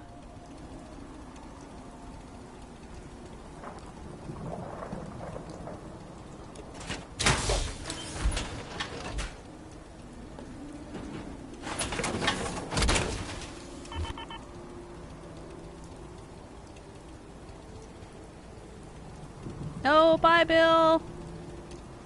Thanks for hanging out with us. Hello, Robust. Welcome to the chat room. Yeah, that could be. Istella's saying he steals your real child and then synthesizes you to test the programming. Yeah, I mean, I could totally, like I said, I could totally see him just doing all of these things as like a test.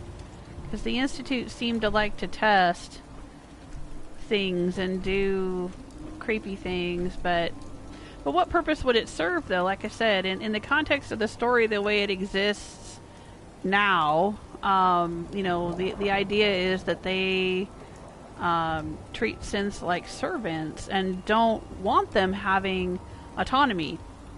Because I think when you talk to people in the Institute, if I remember correctly, there's people who are like creeped out by the idea that synths think for themselves, and they don't think synths can be trusted, because a lot of them end up going out into the wasteland and then becoming Ryders or whatever. And when you go and recover, I think it's with X688 or whatever his name is, and you go and recover that one Raider from Libertalia, and he talks about how, like, you know, it's not safe to have them out running around. You know, the railroad is doing a bad thing because they're letting the synths out and turning them in, you know, making them think they're real people, but they, you know, they can't function like real people, basically. Now, we know some of them do. You know, we know Magnolia and Sturgis and stuff, and Danse are just fine. You know, just like any other human being. Some are good, some are bad, some make good choices, some make bad choices. You know, that's the way it is. But yeah, the Institute doesn't seem to like synths, so then why would they... I mean, and I can't remember which scientist it is, but there's one scientist who does not... It might have been Dr. Lee, who did not like the fact that Sean was making a child synth. Did not like it one bit. And thought it was really creepy and wrong for Father to be doing that, so...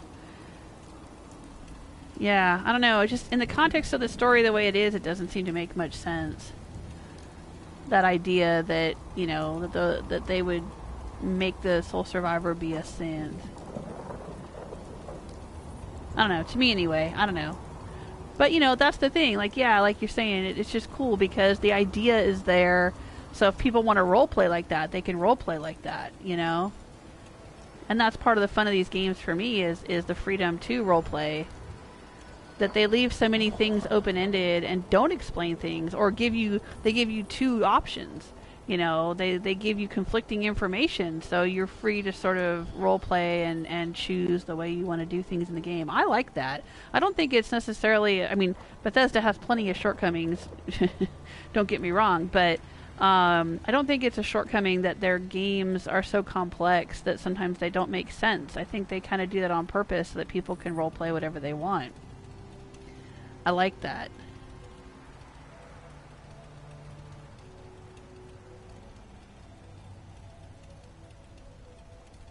Yeah, like I still was saying, I like the vagueness of it, so you can choose to roleplay as a synth or not.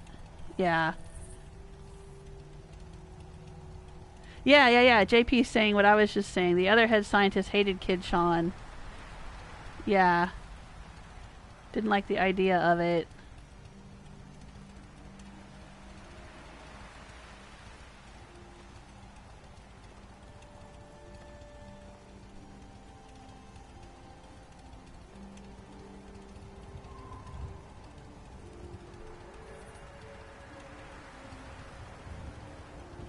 Alright, so what are we here? We're here to go to... Right, we're trying to go to Vault 95. That's what I was going to do.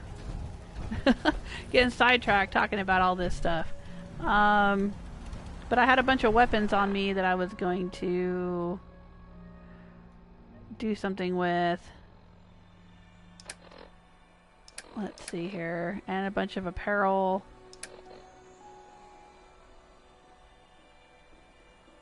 See, I'm almost full up again on what I'm carrying. I guess it doesn't really matter. We're just going to go in there and get...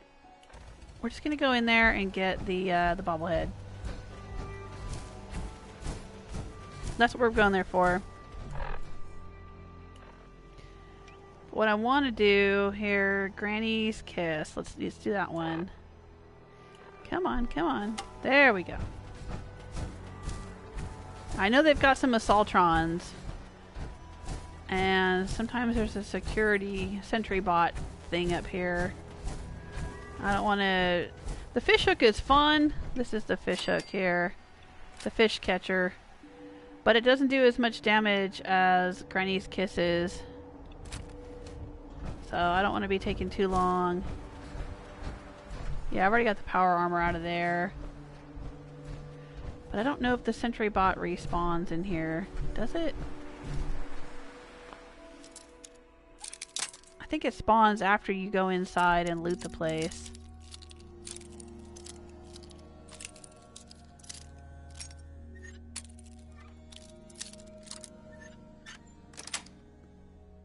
Yes.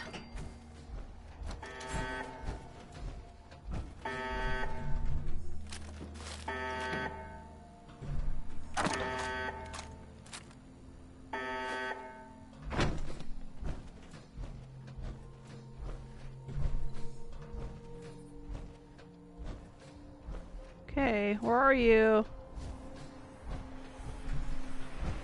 Are you spawning, or did I already kill you and you don't respawn? Oh, maybe he comes out of here. Alright, maybe there... Oh, okay, yeah, see, there wasn't power armor in here. Alright, this is where the sentry bot comes out of. That's right. That's right. There's not power armor in here. Must have already gotten him. Alright, let's head in.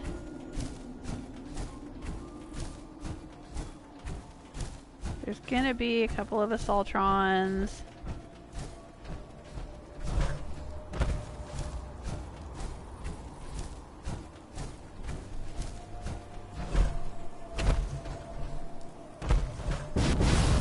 Sensor alert. Anomaly detected. Yep.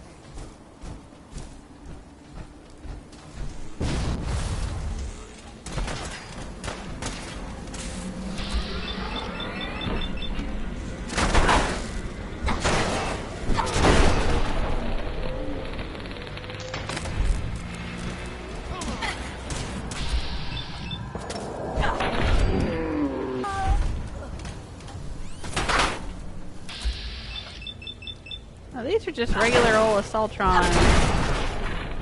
They're not too hard to deal with.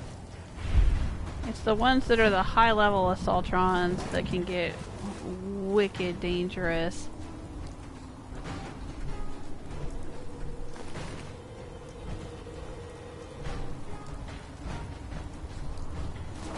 You are really pissing me off. Oh yeah? I have that effect on people.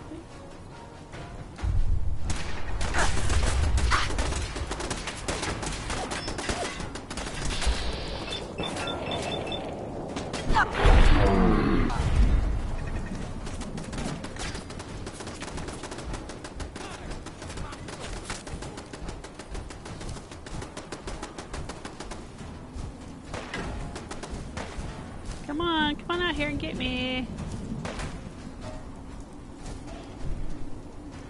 I think I'm gonna have to use my pistol. It's one of those wall-mounted turrets. Yeah, it is.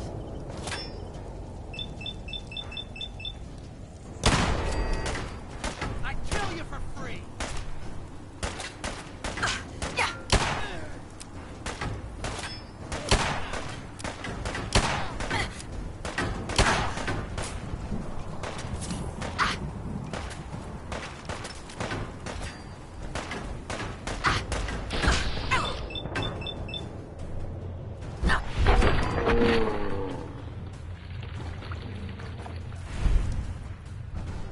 Excellent.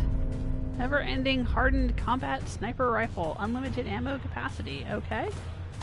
Thanks. I'll take his magic 8-ball. Oh, he had a short plasma rifle too. Okay, I'll take all that. Thank you. Again, very good strategic position. You gotta give it to the Gunners. And they found themselves a vault, you know? And that's decent.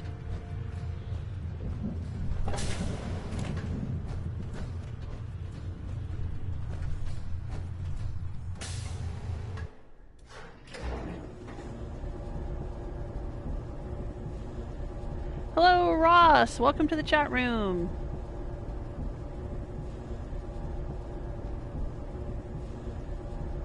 JP is saying there's a lot less weapons in this than in New Vegas. You mean different types of weapons? Well, New Vegas had some kind of DLC or something that added like a whole bunch of different weapons, didn't it? Some kind of Gunners add-on or something, if I remember correctly. I don't remember exactly what it was called, but I remember having some kind of, because when I played New Vegas, I had the Game of the Year edition or whatever it was, and it came with all the add-ons. And there was one add-on that added different types of weapons or added extra weapons or something.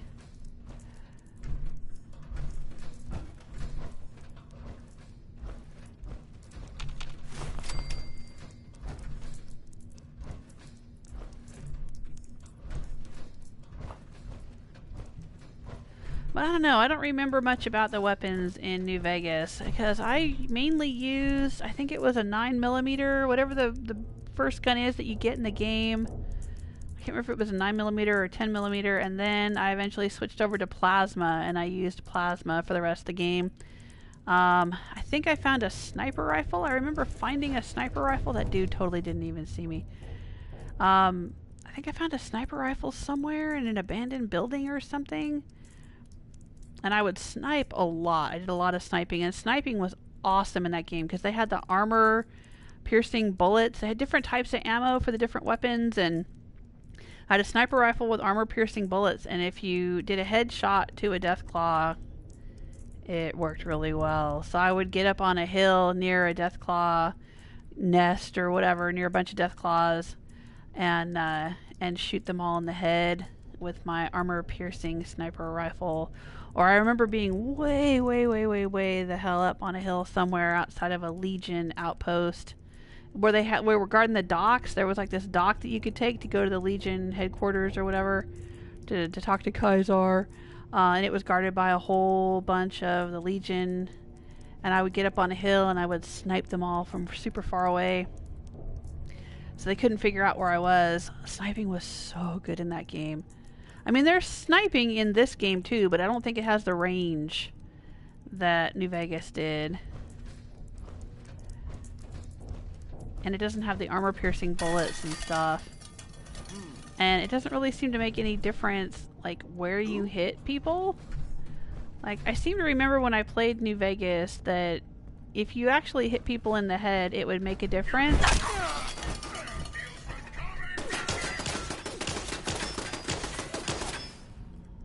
Like, if you hit a deathclaw in the foot, they would limp, you know, and it would slow them down.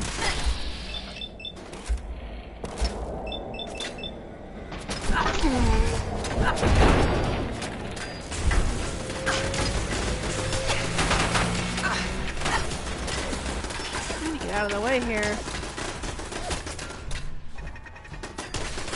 Oh, there's a bunch of turrets. That's what's going on here.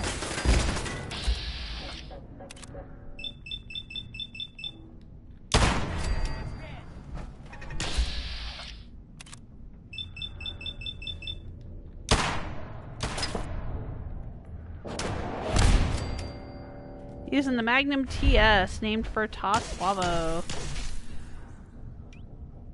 One of my very long time channel supporters.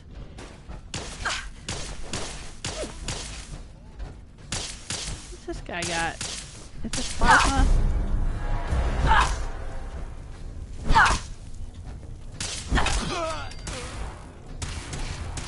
Oh, hi there.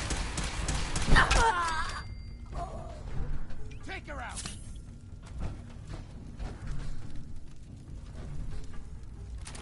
Exterminator's harpoon gun. He wasn't using that against me. But he had a telephone for some reason.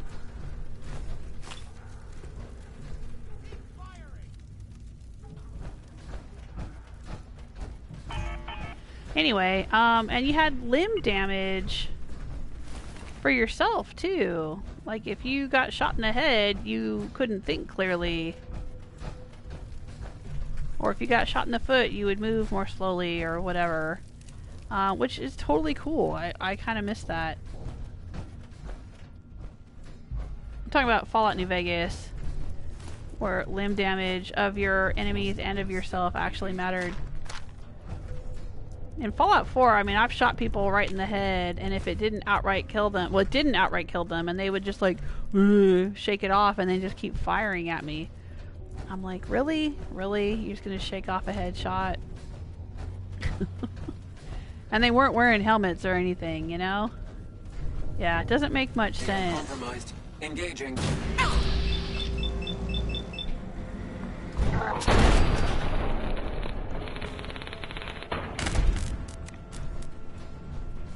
It made more sense in Fallout New Vegas.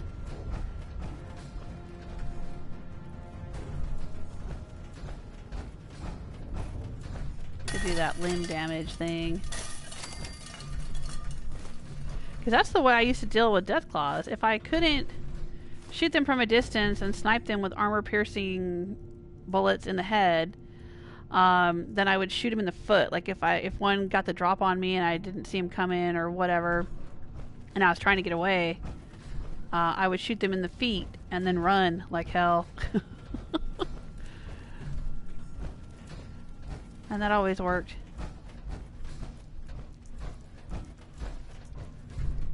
Facilities wing terminal. Can I unlock master terminals? Is that a thing? I guess so now. For most of this game, Rose was not an intelligence build and she could not hack master terminals. I guess I got that perk. I kind of forgot I had it.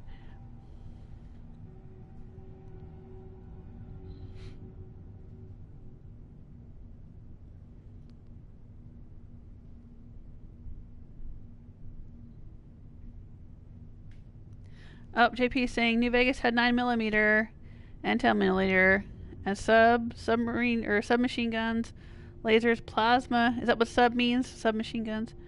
And quite a few revolvers in the pistol category.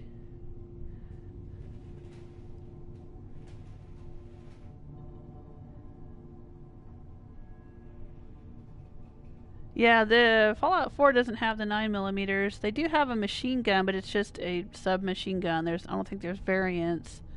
There's variants on the rifles though, because you can have a 45 or a 308, different ammo types. You can switch in and out. I don't remember. Well, New Vegas had grenade launchers too. This does not have grenade launchers. I used my grenade launcher quite a bit, especially when the Legion kept sending their assassins after me. Those groups of assassins were constantly after me. I would use my grenade launcher. And New Vegas also had like melee, or not melee, well it had melee, but it had unarmed, right? Didn't it have a bunch of like unarmed perks that you could get, or like you could do unarmed training or something from certain people in the game? I never did unarmed myself, but oh, tries reset. I didn't want to reset the tries.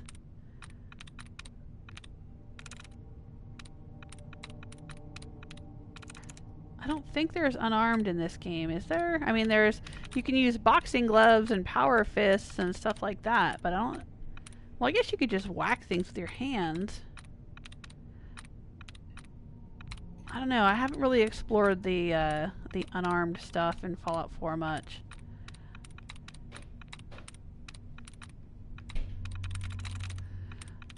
But Fallout 4 has a lot of gun modification stuff that you can do.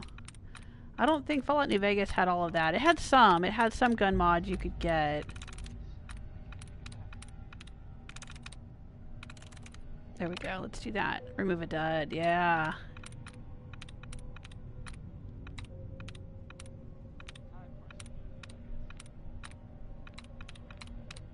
But yeah, it definitely had a lot more variety in terms of weapons and ammo types and ways of dealing with situations. Not just fighting, you know, because you had your skills and you could do skill checks, and sometimes you could just get out of fighting altogether, or you could deal with different situations in different ways based on your skill checks.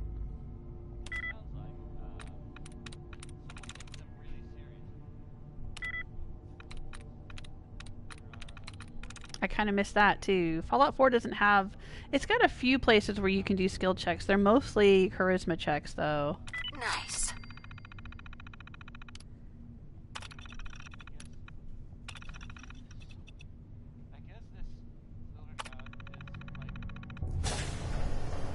I mean, Fallout 4 is just a whole lot of kill everything.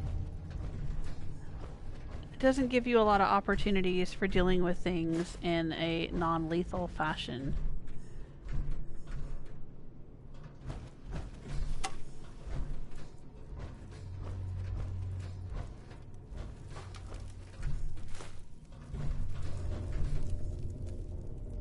Now, I have no idea if I'm going the right way here. Oh, I think there's some people in there. Yeah, there are.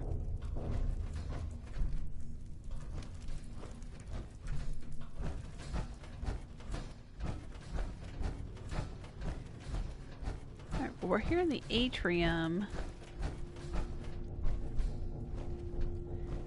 Alright, that would be the overseer's office up there. That might be where we need to get the bobblehead. Oh, that startled me.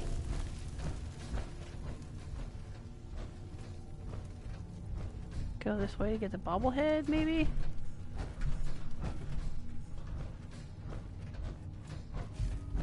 Ooh, more aluminum.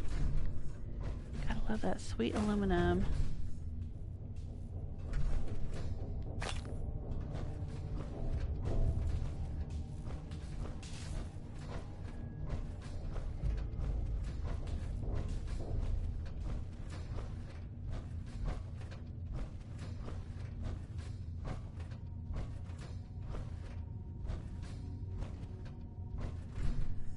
They were having some kind of meeting up here, sitting in a circle.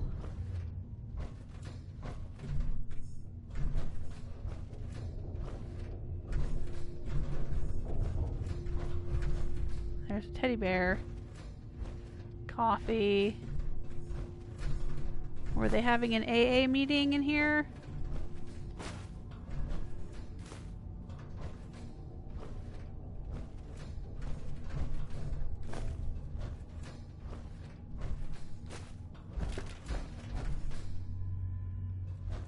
Vault Tech Lab Coat. Alright, I'll take it.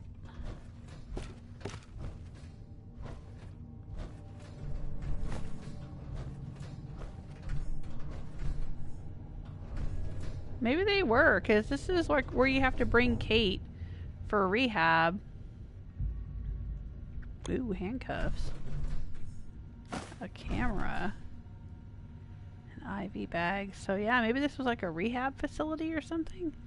I know, there's probably a story to all this. Vault Tech always has stories in their vaults, but... Alright, so there's the atrium. Administration, quarters... Oh, excavation, okay. Research. Alright, so maybe I do need to go down here. I don't know. I don't know where the bobblehead is located.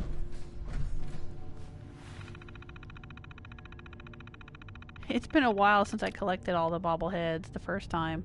Like a few years.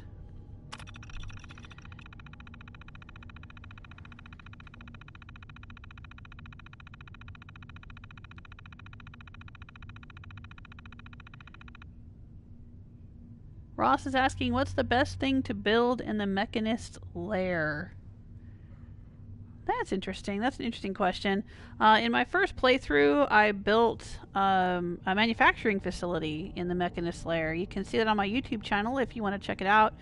My YouTube channel is Jewelsmith. I don't know if you're watching from PlayStation Network or from YouTube or what. But on my YouTube channel, there is a settlement tour playlist of all the settlements I worked on in my first playthrough with Fiona, my sole survivor, who was the general of the Minutemen. Because the Mechanist's lair is kind of close to the castle. I mean, not like right next door, but, you know, it's nearish. So I had the contraptions add-on, and I built a bunch of machines, weapons, and armor-making machines in there, and had this big manufacturing facility. And the idea, for me anyway, was that she was able to produce weapons, armor, and ammunition for the Minutemen and for all of the settlements from that facility. Rose here, this is my second playthrough. She has not really done anything with the Mechanist Lair. I had thought about turning it into an armory where I just put all of my weapons on display, all of the weapons and armor that I'd gathered throughout the game, because she's like level 100 now, and I'm playing on very hard difficulty, and she's picked up a lot of legendary stuff. But then I changed my mind and decided to turn the Boston Airport into a Brotherhood of Steel armory where I put all of my legendaries. So I didn't end up doing that with the Mechanist Lair here. But that was another idea I had for it. Some people, some of my other viewers told me that they used it as like a provisioner hub, that they put in stuff to build robots, and they built robot provisioners, and from the Mechanist Lair, all provisioners are robots that go out to each settlement in the wasteland, like spokes of a wheel, right? That they radiate out to each settlement, which is an interesting idea. I have heard lots of people who like to use robots as provisioners. But anyway, those are just some different ideas I've heard of. What does this say? Alright, welcome user J. Myers. The overseer of Vault 95 is an elected individual chosen to run the daily meetings and ensure the other residents adhere to the rules of the Vault Tech Rehabilitation Program. Oh, right, I remember this. I think there's somewhere in this vault where we can find a stash of a bunch of chems or something. This is not to be considered a position of power, but rather a position of support and servitude. Infractions are to be dealt with using positive reinforcement and encouragement. The residents of Vault 95 are family and share the same path. The position of overseer should not prevent a resident from continuing their own personal journey. An election will be held once a year on October 30th. Residents are encouraged to inform their decision based on awarded merit points as laid out in the program guidelines. Okay. Meeting notes. Guided discussion, the usefulness of continued meetings. Resident Michael has expressed his desire to reduce the amount of meetings. He believes chem dependence is no longer an issue. Resident Randall reminded the group that adherence to the program was a condition of living in the vault. Resident Patricia wondered if Vault Tech even existed anymore. Resident Randall reminded the group that we are all addicts. We may pick up unhealthy habits without the program. I expressed agreement with Randall's sentiments. Issue was put to vote. Vote to continue the program was unanimous. So they were having an AA meeting, or an NA meeting, or something like that. Alright. Locking facilities wing door. No, I didn't want to do that. Let's unlock the facilities wing. That's probably where I had done the master terminal. I could have unlocked it from up here if I wasn't able to hack a master terminal. Okay. Okay. It's all coming back to me.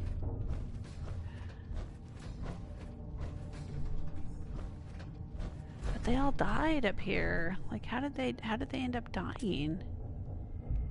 Did somebody come in and shoot them all while they were having coffee?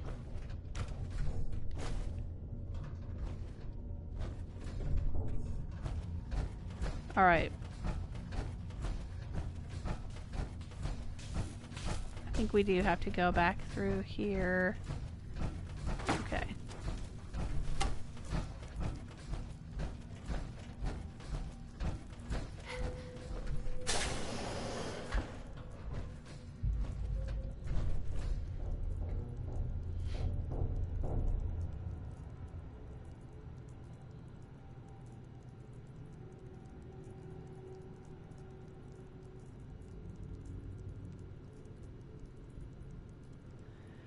Barbarian King is saying unarmed was good. The Ranger takedown was fun. You talking about Fallout New Vegas?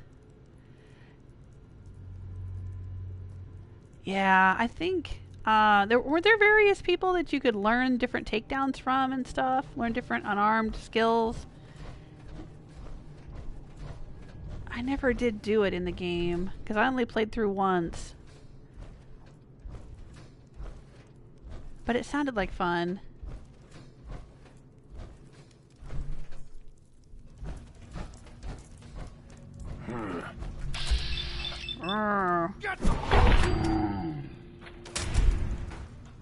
Nope, I don't think you're gonna get some. Well, you got some, but not what you intended. Who's there? Nobody here but us former Raider overbosses. Look at him putting that right in my face. Watch where you're waving that thing.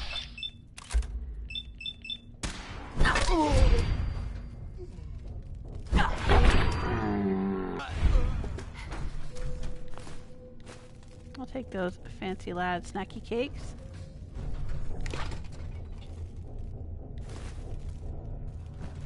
Of course, I don't know why I'm picking up all this. I'm already... Well, I want the aluminum from that, but... Alright, I'll take that too. Oh, there's more aluminum. I love those great big stew pots, though. Those are cool. Keep firing! What's that? A lot of coffee mugs in here. You know, if you need ceramic, this is a good spot to come and get it. You saw those coffee mugs upstairs that were in that meeting room?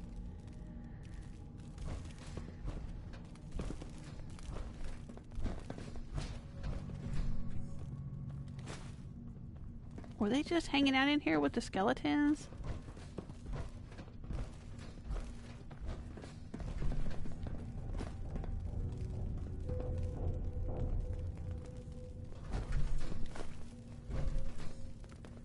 I can hear footsteps. I don't think they're on the same floor with me, though. Ooh, psycho. Okay. Oh, well, I might as well take the coffee mugs. What the? What the what?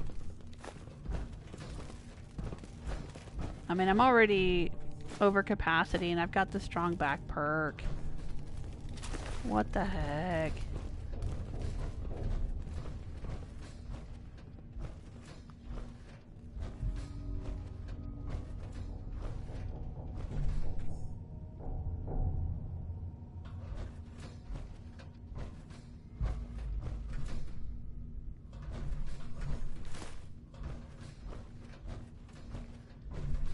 Lots of ceramic and ashtrays too. Man.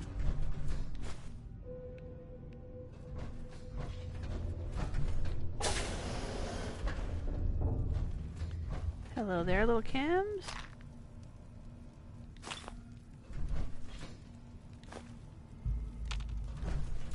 I don't think that the come on, knock this over so I can get those cans out. I don't think that the aluminum and all the goodies in here actually respawn. I think once you pick everything up once, that's all you get. I could be wrong about that, but I'm pretty sure this is one of the locations. Most locations in Fallout 4 seem to respawn, but I don't think this one does.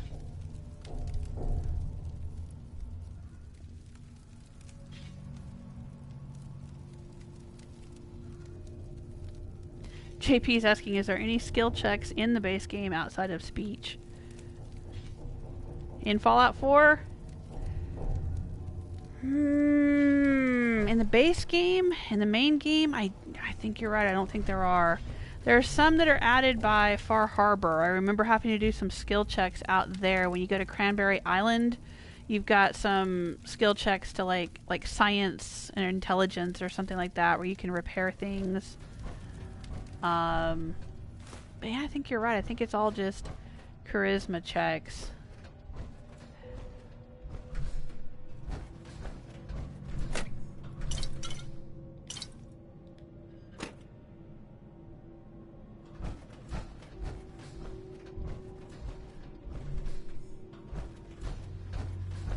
There's certainly not the wide variety of skill checks and options that there were in Fallout New Vegas, that's for sure.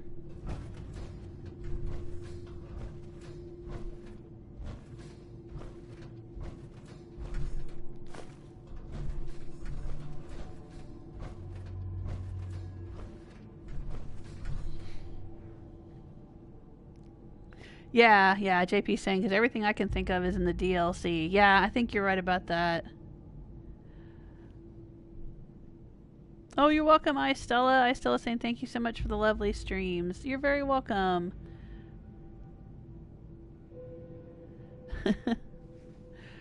Provisioner Hub is a fantastic idea, Stella says. Yeah, it wasn't my idea. I can't remember who said it, but it was somebody in the chat room the other day.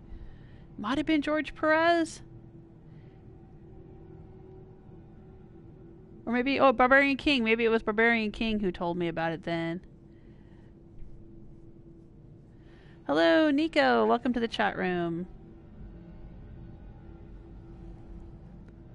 Can we get in this door? Hey. You're back! Yeah.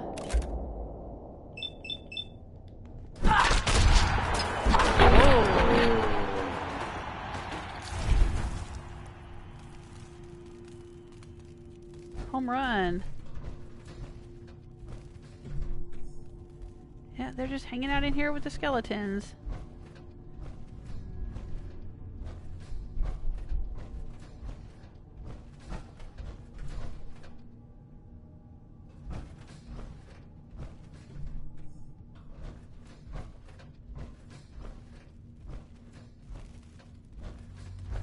Alright, gas canister I will take. Now that I am making reactor coolant for the Pridwin. I'm always on the lookout for dirty water and gas canisters and antifreeze. Antifreeze seems to be the one that's difficult to find. Well, dirty water is not easy to find, but you can generally buy it from bartenders in settlements. But antifreeze... I seem to find a lot of gas canisters, to be honest. Ew. Eyeball. That eyeball had some fusion cells. I mean, I don't seem to have any problem finding gas canisters all over the place. But antifreeze, not so much.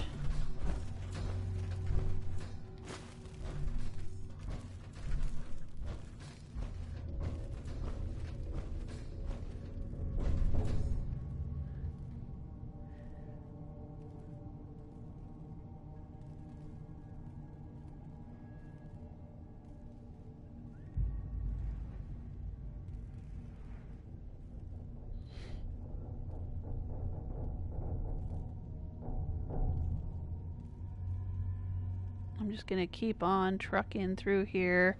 I was just checking the chat room, sorry. Picking up aluminum.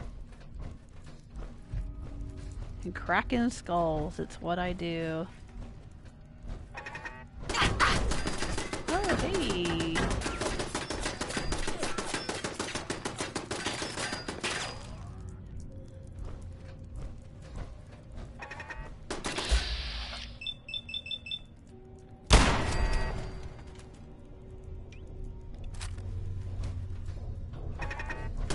There's one right there too.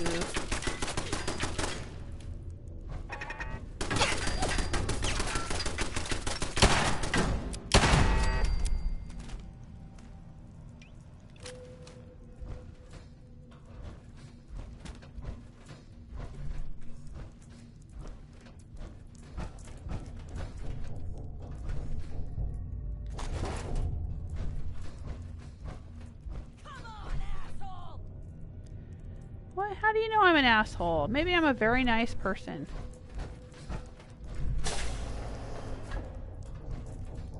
You don't know me.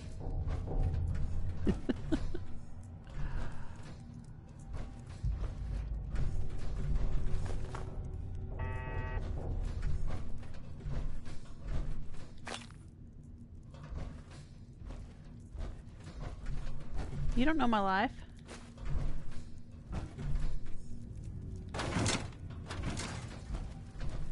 Gunner lady.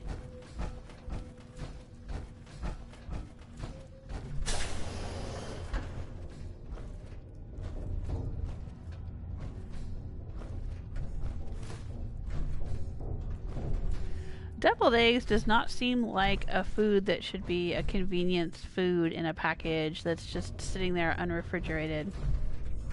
Is it just me? I mean, I can understand the snacky cakes and the mac and cheese,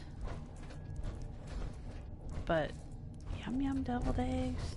I don't think they'd be very yum yum after 200 years.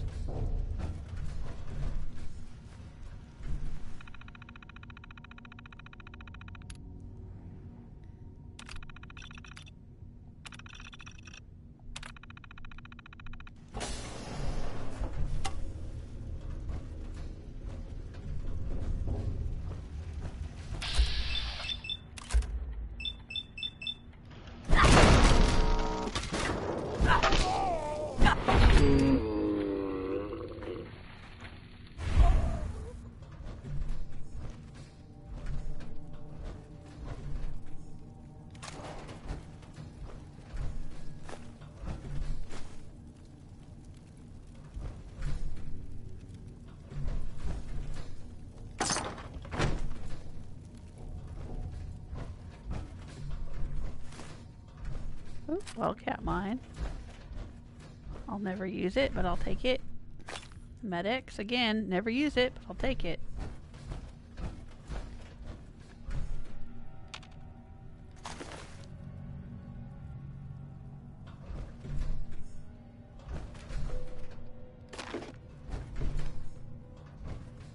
Now this is where we would bring Kate if we were going to cure her. We'd bring her in here.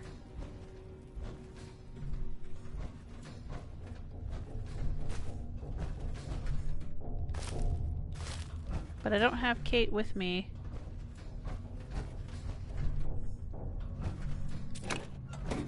And we'd sit her down right there and do whatever that thing is.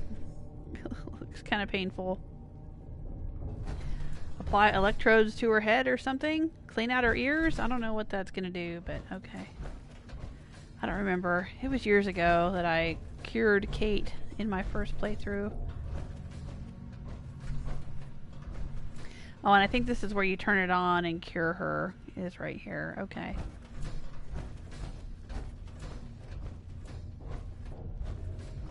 Well, I don't need that, so where do we find the bobblehead?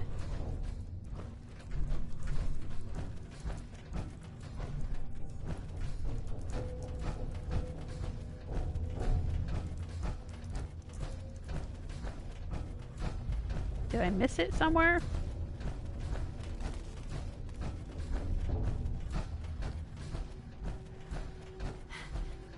Or am I looking for bobbleheads in all the wrong places?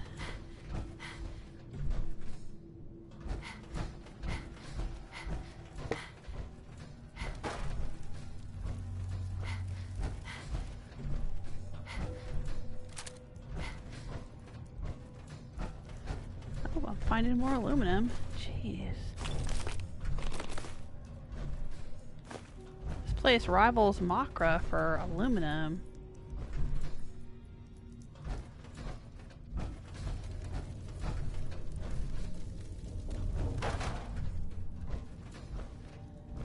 Did we go in here? I think we did. Yeah.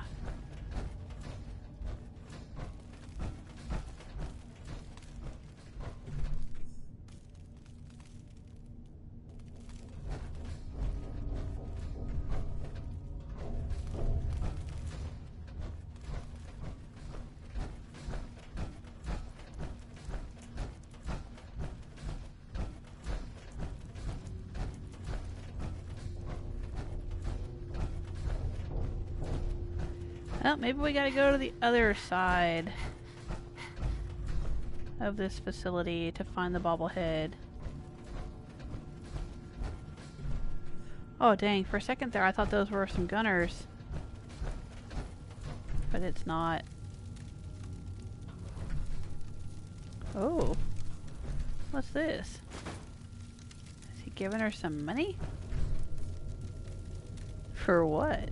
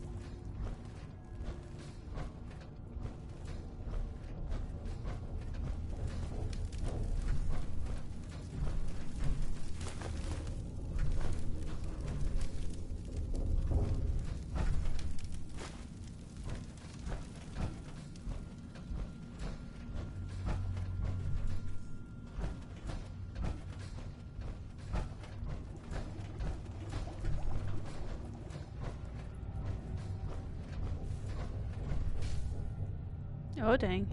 What's going on back here?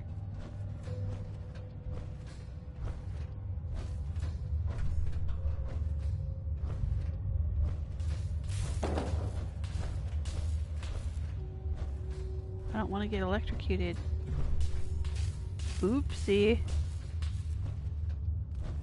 These guys don't hear me coming?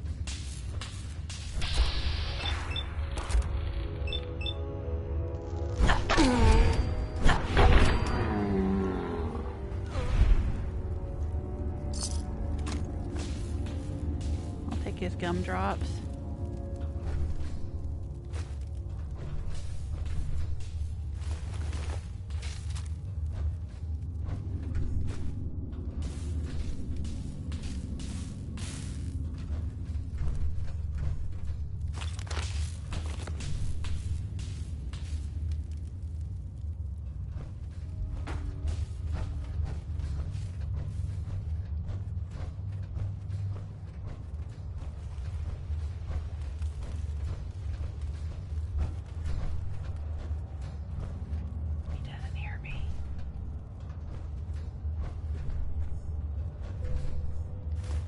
Go.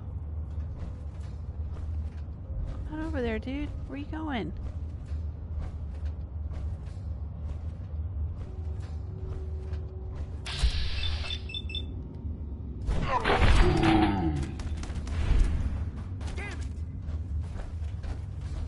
What? What? Nothing happened. He's fine.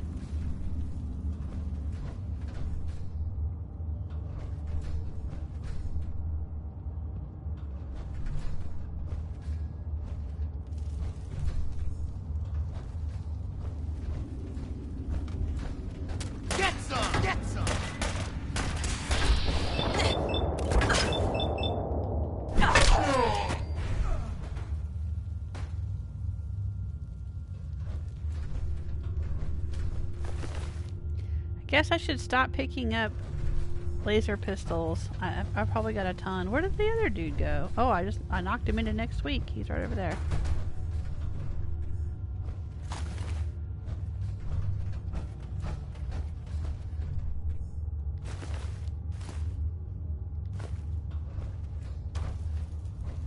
Alright, there were some aluminum cans I saw as I came in. I'm much more interested in the aluminum cans, because I can use those to repair my power armor. There's one, there's one. Here we go.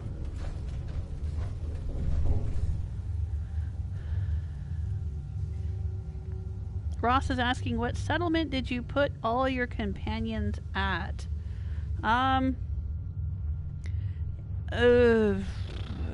Depends on the playthrough and depends on the companion. In this playthrough, Rose doesn't really have a lot of the companions. I think that Nick Valentine is still in Diamond City, Piper is still in Diamond City, Curie is still in Vault 80, whatever it is, 85, 88, whatever it is. Who else? Strong? I don't think she's ever gone and gotten... Did we ever go and get Strong? Oh, right, yeah, I think she sent Strong to Tappington Boathouse for a while. He was living there by himself. And then eventually we sent the Vault-Tec rep to go live with Strong at Tappington. I'm trying to remember who else. I don't think we ever had X688 as a companion other than just doing that Libertalia quest. Danse is living at Red Rocket. McCready's living at Sanctuary. Kate's living at Sanctuary right now. They were living at Abernathy Farm for a while, Kate and McCready. Who else? Who else am I missing? Oh, Hancock's still a good neighbor in this playthrough with Rose.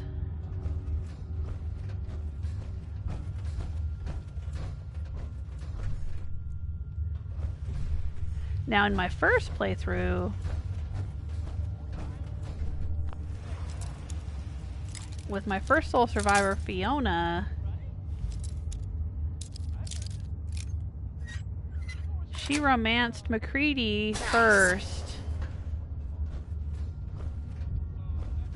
and they used Tappington Boathouse as their house where they lived together. I don't want the cafeteria tray because it's just plastic and I don't care about that. So I'm going to leave it. I want the TV trays. Those are aluminum. Ooh, a stealth boy. I will take that. There we go. Surgical tray has aluminum.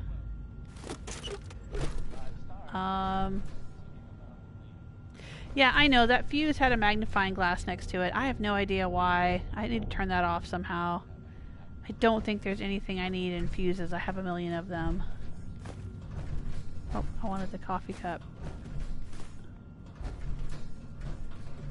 Anyway, in my first playthrough, yeah, MacCready and my sole survivor lived at Tappington. Fixed it up real nice, but then she ended up leaving MacCready and romancing Hancock.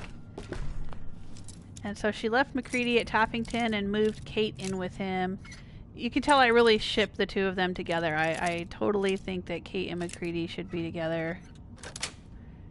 So in my world, they're always together. And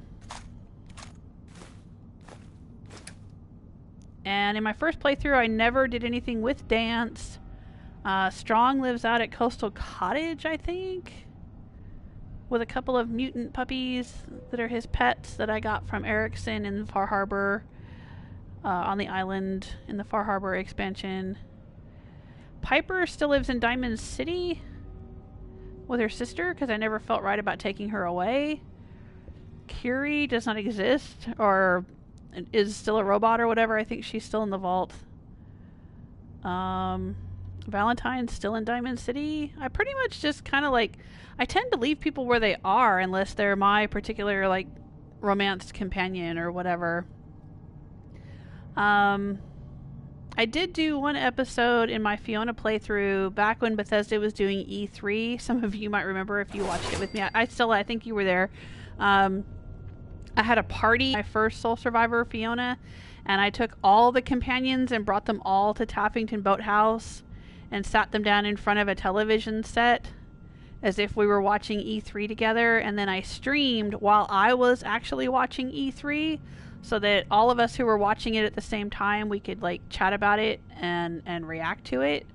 The Bethesda showcase thing that they were doing.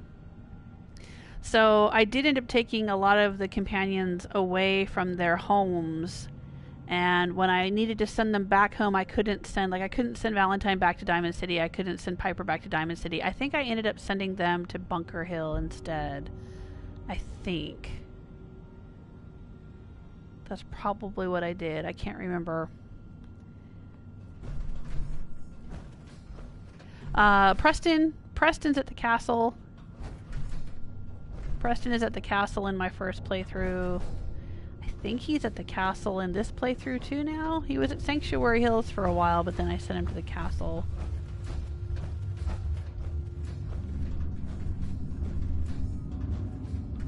Oh, there was a lunchbox. Where do y'all have your companions? Who did you romance, and where did you move people? That's a good question. It's interesting to me which settlements that people choose for their home base.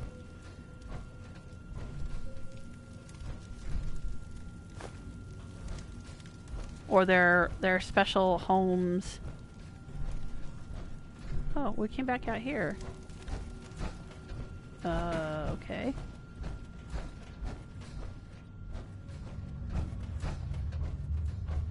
Is that it? Is it just like a loop through here?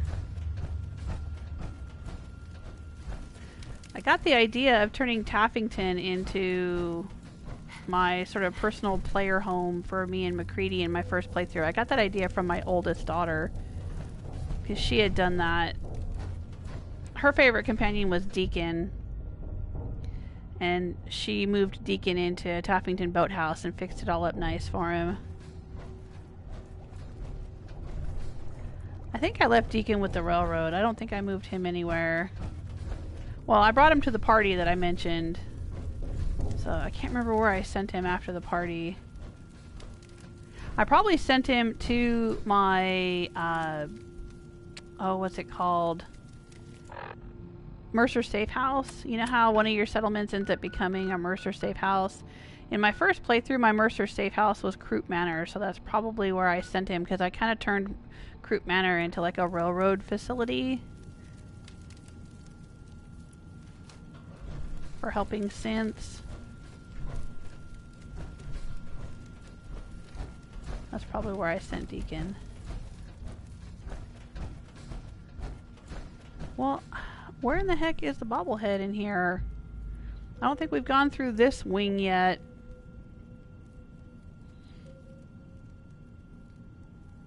Alright, I'm gonna look online. The science bobblehead.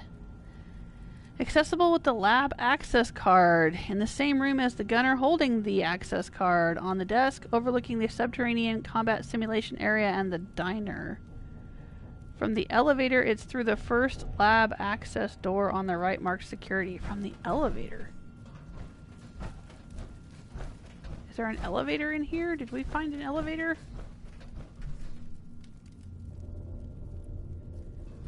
Well, we came in on an elevator, right?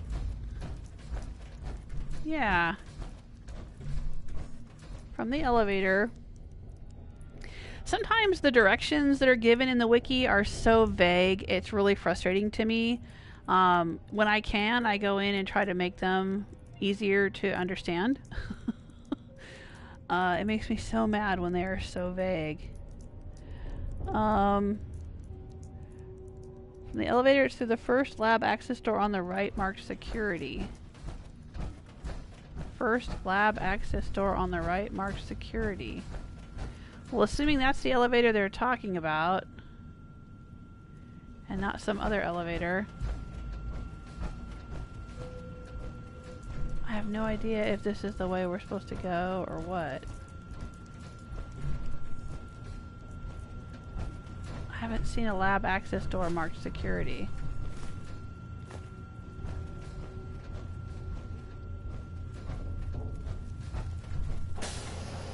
What the?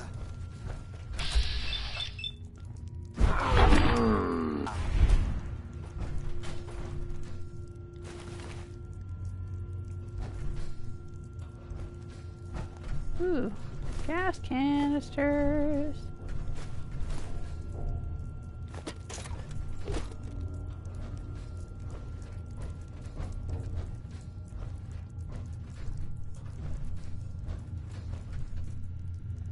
Private terminal.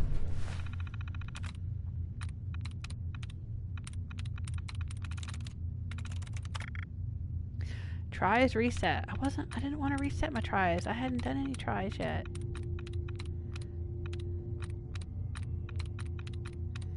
I'm trying to remove duds.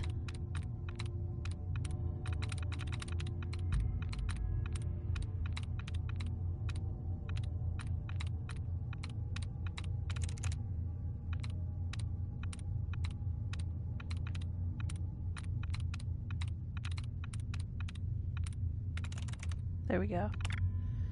Dud removed.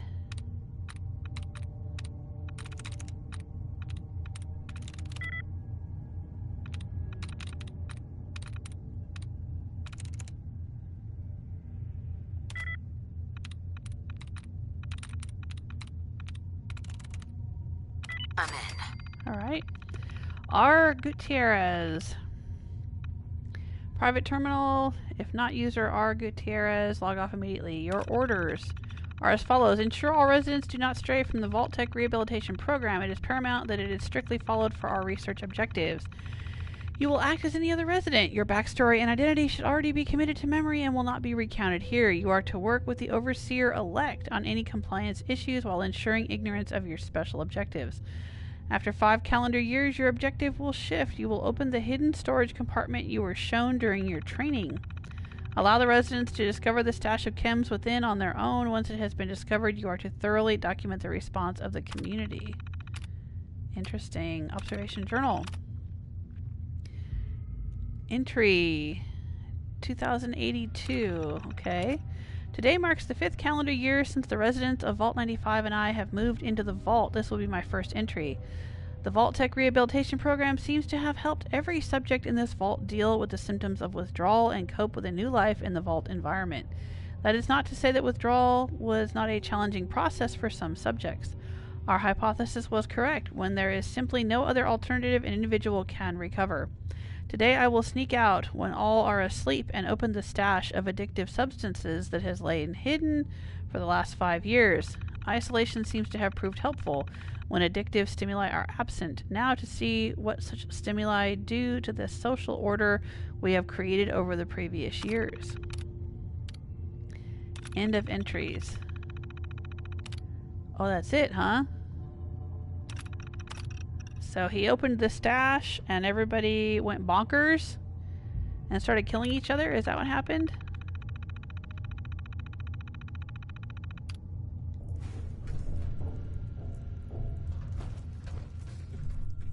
Because that's the only entry.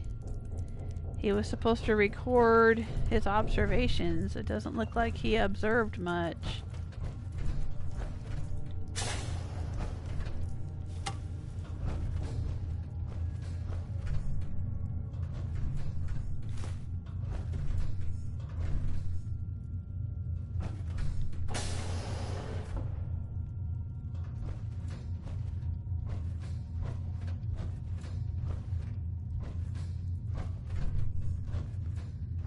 This guy looks like he shot himself.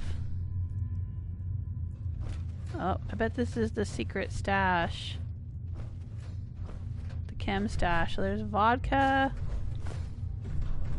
and Mentats and Buff Out and beer, whiskey. Anything in there? No. Psycho. Buff Out, more beer. Alright, so he opened it up and they went nuts, huh?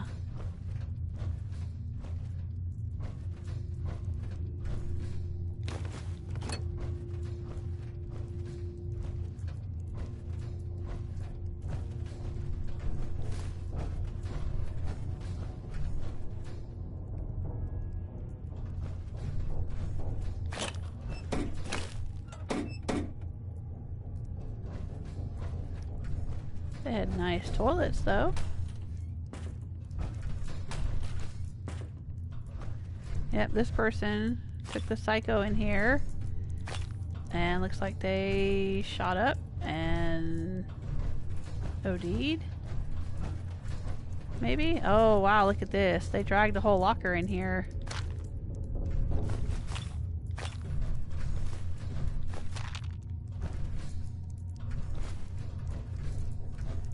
Dang.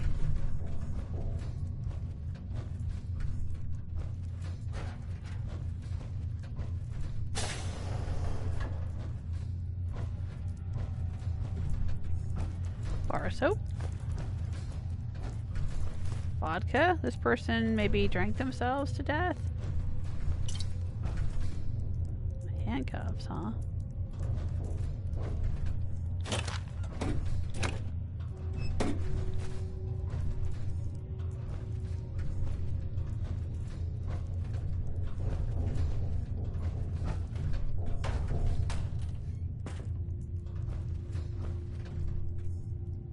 Puff out, a ladle, pack of cigarettes, another pack of cigarettes.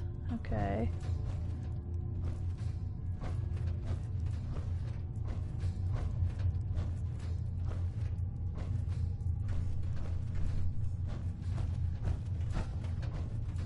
I think this is where we came in. What's going on in here? They closed themselves up in here. It looks like they had a cat. Oh, and they had some chems.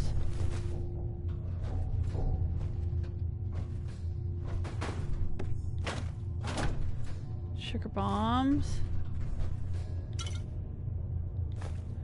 They have the munchies. They were in here snacking and taking psycho. Having coffee and jet, Hot plate. Okay. I'm gonna grab this comfy pillow. There's some more jet. They were trying to drink a lot of coffee, man.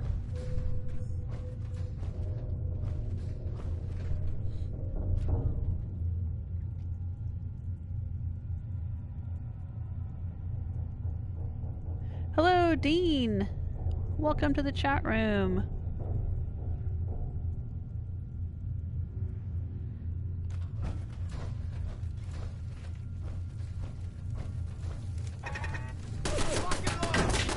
Okay.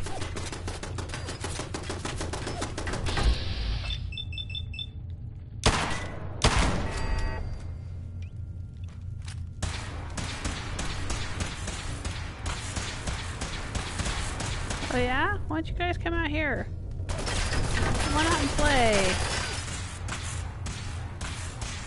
Get some. Well yeah, come on, come get some. Come on. Come on. Ooh. There we go, that's what I want. Take her out.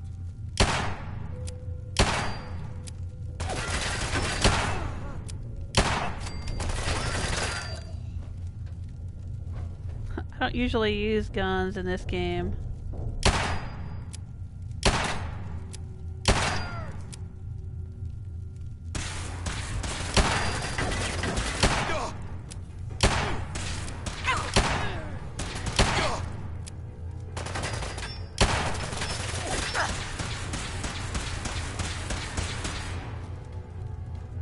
But what the heck? I want this one's head.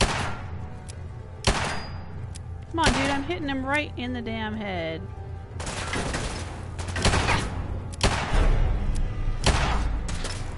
Right in the face. Right in the face. He just talked about a bounty again. There is no bounty on me. There's no bounties in this game.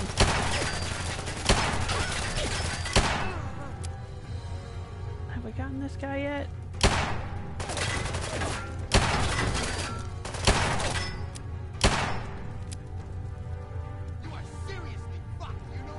No, I don't think so.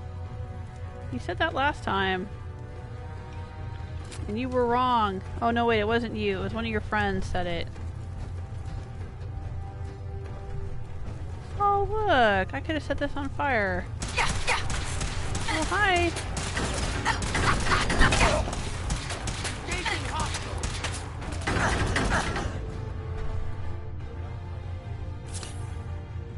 Oh, they have a radio on somewhere in here. I can hear it. What was that? Oh, I'll take those. Thanks. What have you got? Crispy squirrel bits.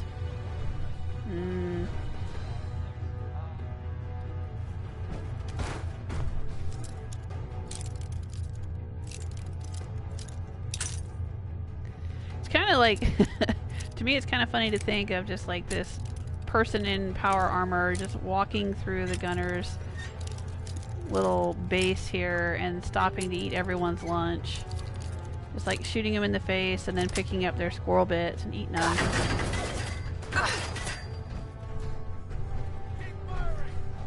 Oh hey, there's a teddy bear in that box.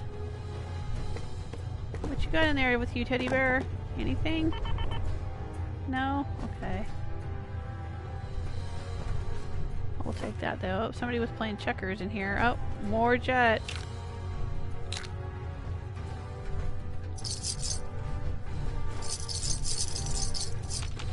I think, isn't this the location that people were saying that there shouldn't have been jet?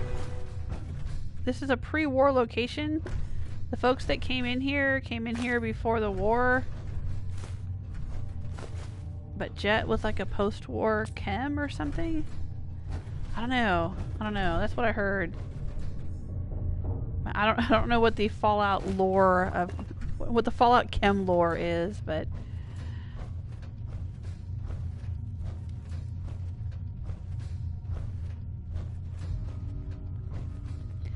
I had read that there were people questioning, oh, I got that dirty water.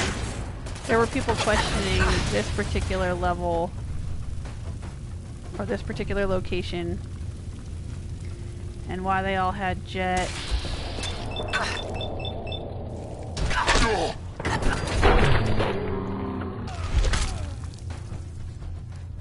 somebody else there? Hello. You're dead! Cunning leather left leg. Oh, nice. Okay, thanks. What a cake pan.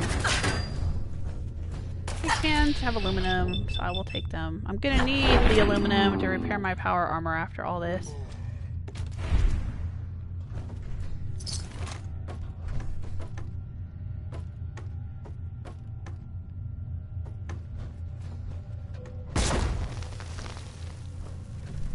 Gumdrops.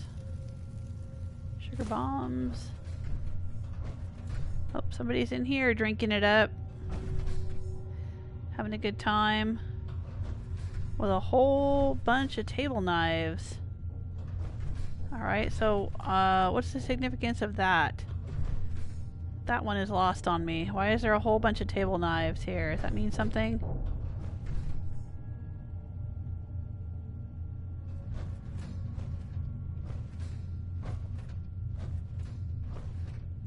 Oh, there's the bubble. That's what we came for. We came in here to get the bobblehead.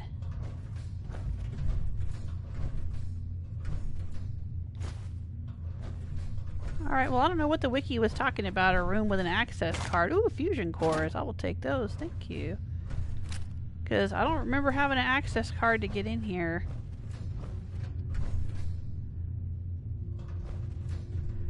Big Guns bobblehead. That's what we want. Nice.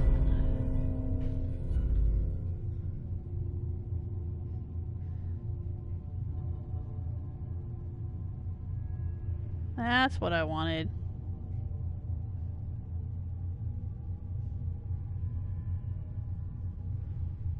Now I can cross that off my list.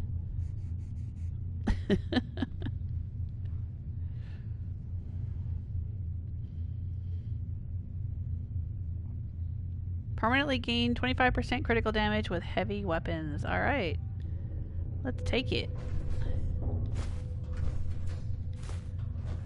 Alright, that's what we came for. Private terminal. What's this gonna tell us? Log 1. Fuck Vault Tech. They said they were helping us. The vault was supposed to be safe. A place where rehabilitation was nothing but inevitable. It may have been the end of the world for most, but for we lost souls, it was a new beginning.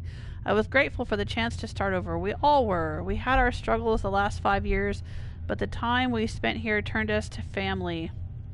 Any one of us would have been happy to play out the rest of our lives in here, and now this. Oh, this is J. Scott. Okay, so this is another resident. This is not the guy that opened up the secret stash. I don't think. They knew what they were doing. They weren't trying to help us. I never thought I would see chems again. Why would I? But now here we are with a whole lifetime's worth of the stuff laid out in front of us like a freaking department store window display. And it was there the whole time. Some cracked right away, grabbed what they could, and ran off to get high. There was fighting. I hid. Nothing I could have done to help anyone. I am still hearing gunshots. I'm not ready to give up what I had here. Aww.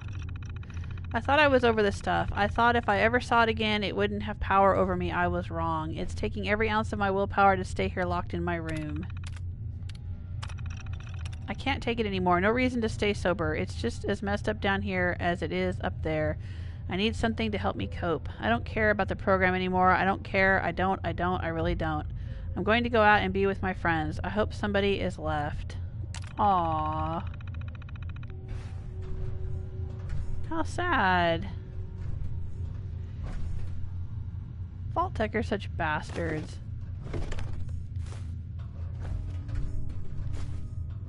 I hate them.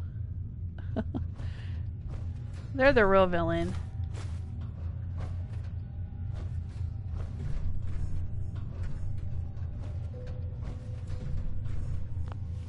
Ammo box that's locked, huh?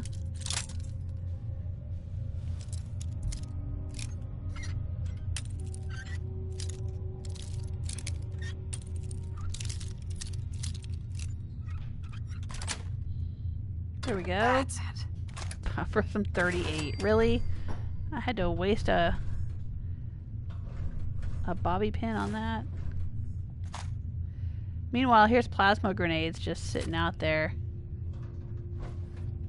That's silly. Alright, well, we got the bobblehead we came in here for. I guess that's it. We gotta turn around and head back out.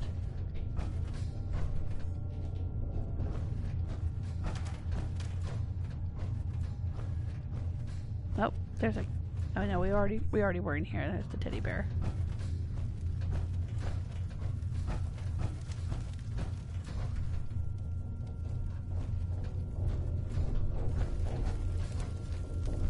Is this the way we came in? I think it is. Yeah. There's the Assaultron. Alright, so it wasn't that far from the entrance. I'm gonna have to fix the wiki, because the wiki is saying the bobblehead is on a desk overlooking a subterranean combat simulation area. Unless I'm looking at the wrong thing here. Oh, you know what? I think I am. I think I'm looking at the one that's at Malden Middle School. Oh, I wasn't even looking at the right vault. I'm looking at Vault 75. This is Vault 95. Ah! Oh, what a dummy I am.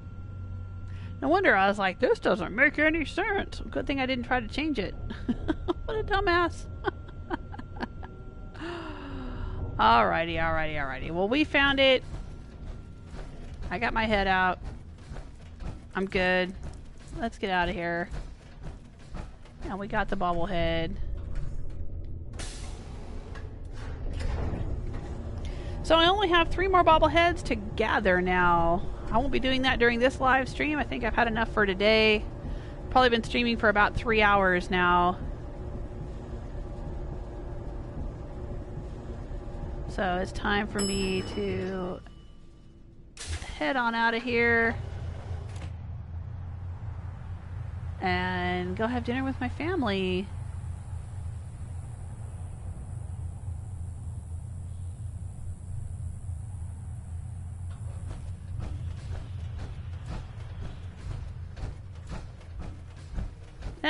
Yeah, JP. JP says, so you're still going, and you thought your power was going to die. I did. I thought my power might flicker off and cut off the live stream. But so far, so good. Let me check the weather. We're probably still under a tornado watch. Or maybe that's been lifted too. I don't know. Let's see. Yeah, we're on a tornado watch until 8 p.m., which is about another hour or so. Oh, out into the sun. I don't like being in underground in the vaults. I don't like being underground in real life. I don't like it. It creeps me out. I don't like being in buildings that don't have windows. Like IKEA. Ugh. IKEA creeps me out really bad. Or being underground without windows just creeps me out. I was talking earlier during the live stream about working in a basement at one point, and we had no windows. I actually went to a travel agency that was next door to the newspaper where I worked and asked them if they had any travel posters that we could have that they weren't using, and they gave us a whole bunch of ginormous travel posters, and I put them up all over the basement so it would feel like we had windows. Because I hated it. Oh, I hate being underground. I didn't work there very long. But anyway. Alright, well, let's see. We have bobbleheads. So, let's take them back. What is this? Help defend the checkpoint. No, the checkpoint's on its own, man. The checkpoint's still sitting there? Alright, we'll go to Red Rocket and store our bobbleheads.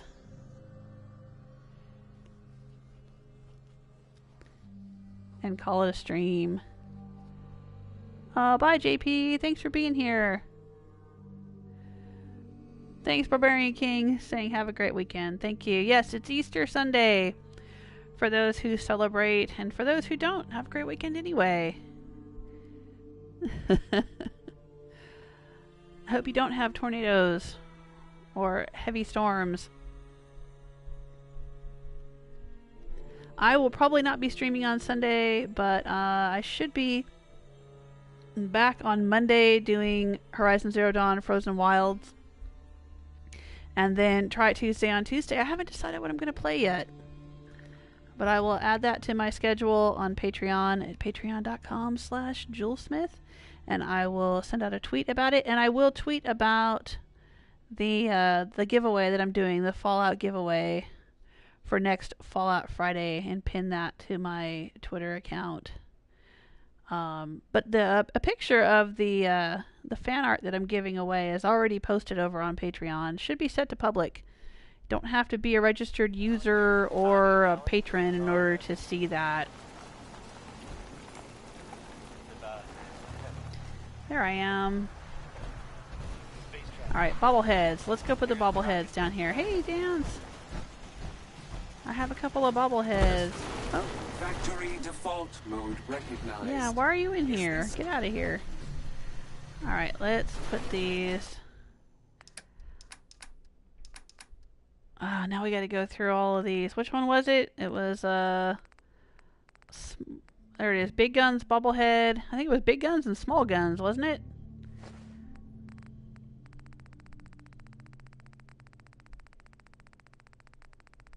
I'm gonna go down to S anyway and see if it's small guns. I hope I'm not wrong.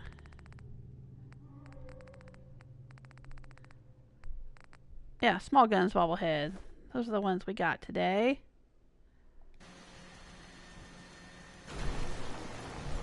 Alright, yeah, so just 3 more. 1, 2, 3 to get.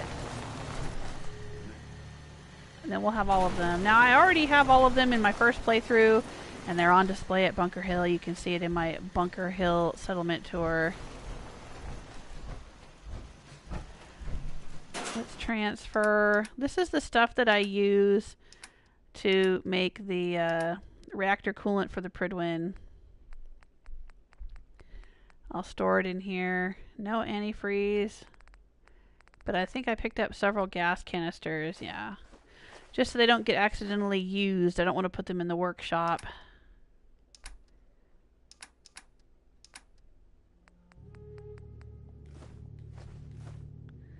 There we go.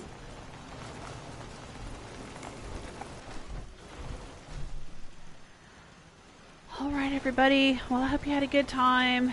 If you did, you know how YouTube works. Leave a like, subscribe, tell your friends. And come hang out with me next time.